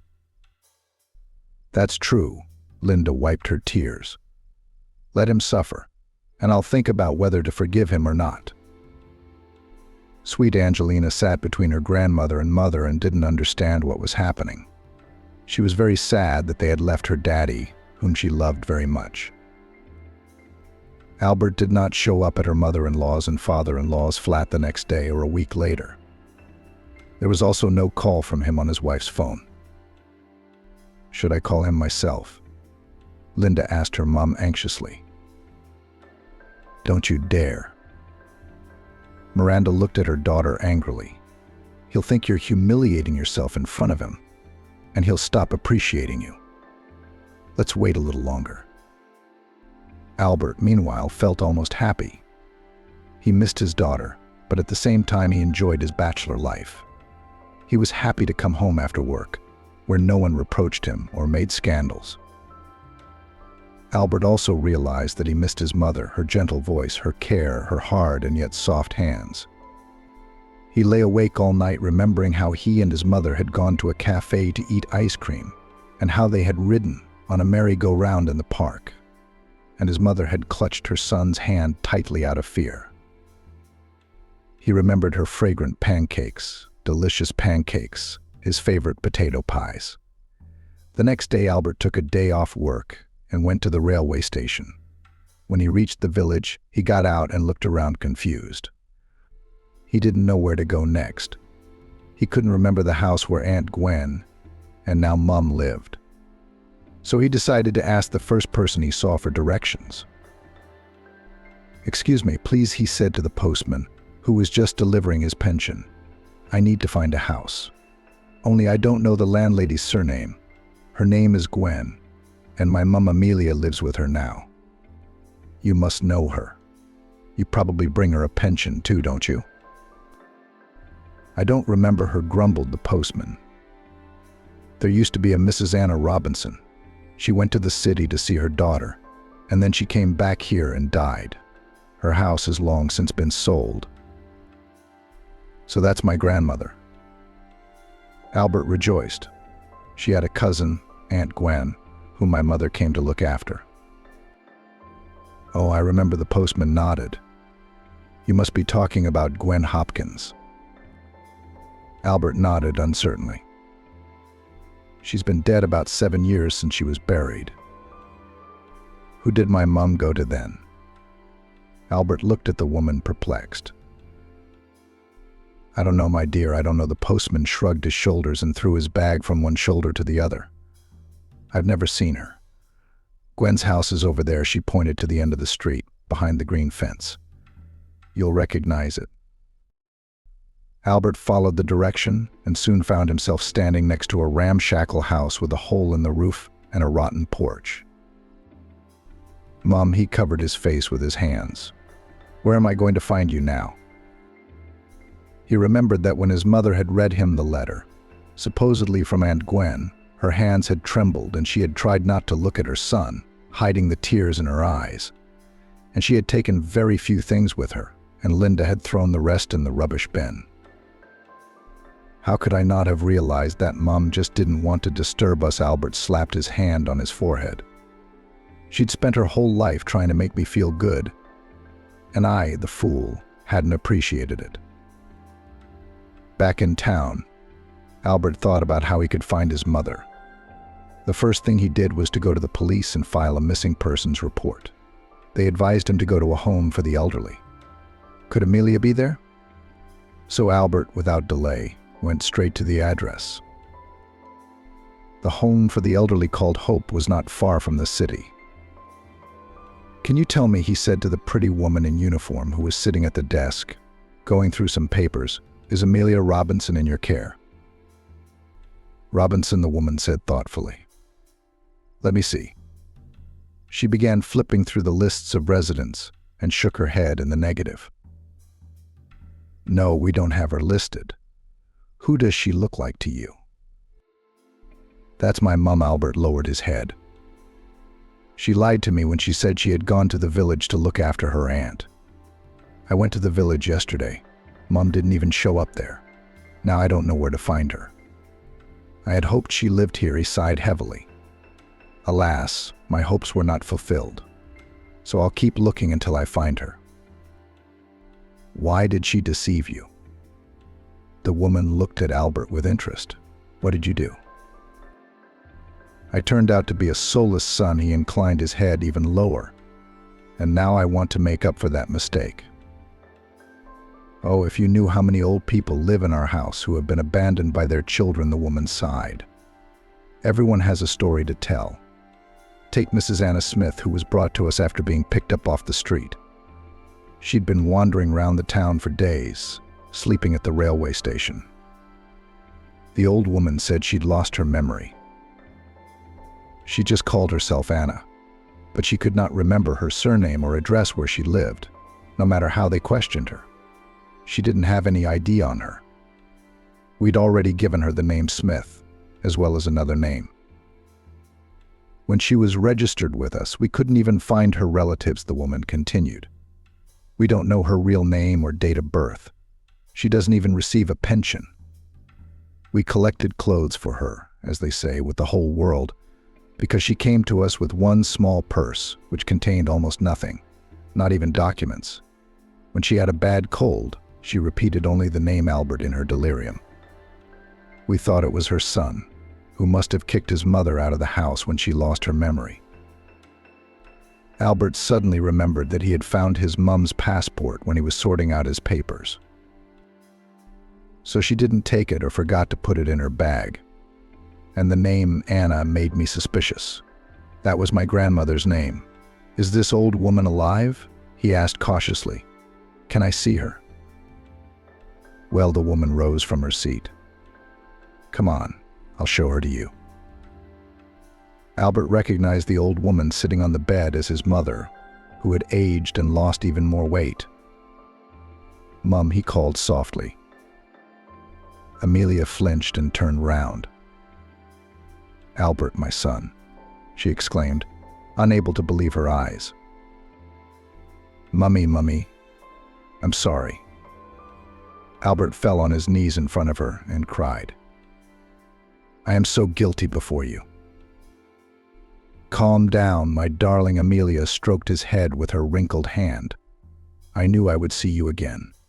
I believed you'd find me." "Mum, come on, let's go home." "You're not staying here anymore?" "Home?" Amelia looked at her son confused. "But I'll be in the way of everything. I'd rather stay here and you can visit me often." "You won't bother anyone," Albert assured her. "I live alone. I'm preparing for a divorce. I don't want such a wife. We'll live with you again, just the two of us. And sometimes Angelina will come to visit us." "Is that your new fiancé?" Amelia looked angrily at her son. "Angelina is my daughter," he laughed. "And your granddaughter, whom you must meet?" Albert asked. "I have a granddaughter?" Amelia was now crying with happiness. Yes, Albert, you do." Amelia fussed. I'll pack quickly and we'll go home. I don't have much stuff, but I have enough. Thank you to the kind people who gave me everything I need. And thank them for not leaving me to die in the street. When Amelia entered her room, she stopped on the threshold, hesitating to go any further. "Mum, what are you doing?" Albert was surprised. Come in, come in. You're the rightful owner of this place now." "I didn't think I'd ever come back here again," she said, looking round. "Maybe I should go back to the old people's home." Amelia looked anxiously at her son. "Would you make up with Linda and move on with your life? You have a daughter growing up. How will she be without her father?" "I'll see my daughter, but I won't live with Linda anymore," Albert said. "Let's not bring it up again. Come on, I'd better show you your room." He took his mother to the room where Angelina used to live. "Now you'll live here and no one will bother you." "What about you, son?" Amelia got worried. "Will you be uncomfortable in a passageway room? What if I have to go to the loo in the middle of the night? I'll go and wake you up." "You won't?" Albert laughed. "I sleep so soundly that a tank will pass by and I won't hear it. Come on, Mom. Make yourself comfortable. And tomorrow you and I will go to the shop to buy you clothes and anything else you need. I'll cook something. You and I are going to eat. And you're going to tell me how you've lived all these years." Albert was just finishing frying potatoes when his phone rang. Linda appeared on the screen. He wrinkled his nose and didn't answer the call. The phone rang again and again. Albert even had to switch it off so it wouldn't interfere with his communication with his mom. After about an hour, someone rang the doorbell. "Who the hell is that?" Albert grumbled as he clicked the lock. Linda stood on the doorstep. "Why don't you answer my calls and messages?" she asked indignantly. "Do you want me to resent you even more?" She pushed Albert away and walked into the hallway. "If you apologize to me now, then so be it." Linda looked condescendingly at her husband. "I will forgive you, but for the last time. If it happens again, you will never see me again." "I don't want to see you now," Albert replied calmly. "Why did you come here?" Linda noticed her mother-in-law, who came out of her room. "What is that one doing in our flat?" She pointed at Amelia. "That's my mum," Albert frowned. "And now she's going to live here with me. And you don't belong here anymore. Go away." He waved his hand towards the door. "You have nothing to do with this flat." "Then you'll never see our daughter again," Linda used the last argument. "I'll terminate your paternity. We'll talk about it in court." Albert was unfazed. "No one can stop me from having contact with my child, so calm down and leave. I'll file for divorce myself so you don't have to bother." Albert, Linda suddenly cried, "Why don't we try to start over? If you want, we can move in with my parents. Or rent a flat. Let your mum live here." "I'm sorry, but I don't love you anymore." Albert shook his head. "And you probably don't love me either. What's the point of having a family like this? Can I at least take the rest of my things?" Her voice trembled with excitement. "I don't mind. Take it," he allowed. "Just hurry up. Mum's tired, and it's time for her to rest." Without saying hello to her mother-in-law, Linda quickly packed everything she needed into bags and went out the door. "Son, maybe you shouldn't do that to Linda?" Amelia asked cautiously. "I don't know what's wrong," said Amelia. "There's no such thing as a husband and wife.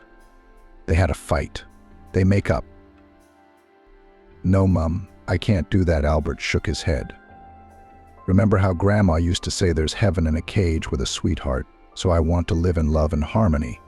And who else but you, Mum, would love me so sincerely and completely unselfishly? You've always loved me more than anyone else in the world. And now I have to take care of you. I'm the happiest man in the world because I have you, Mum."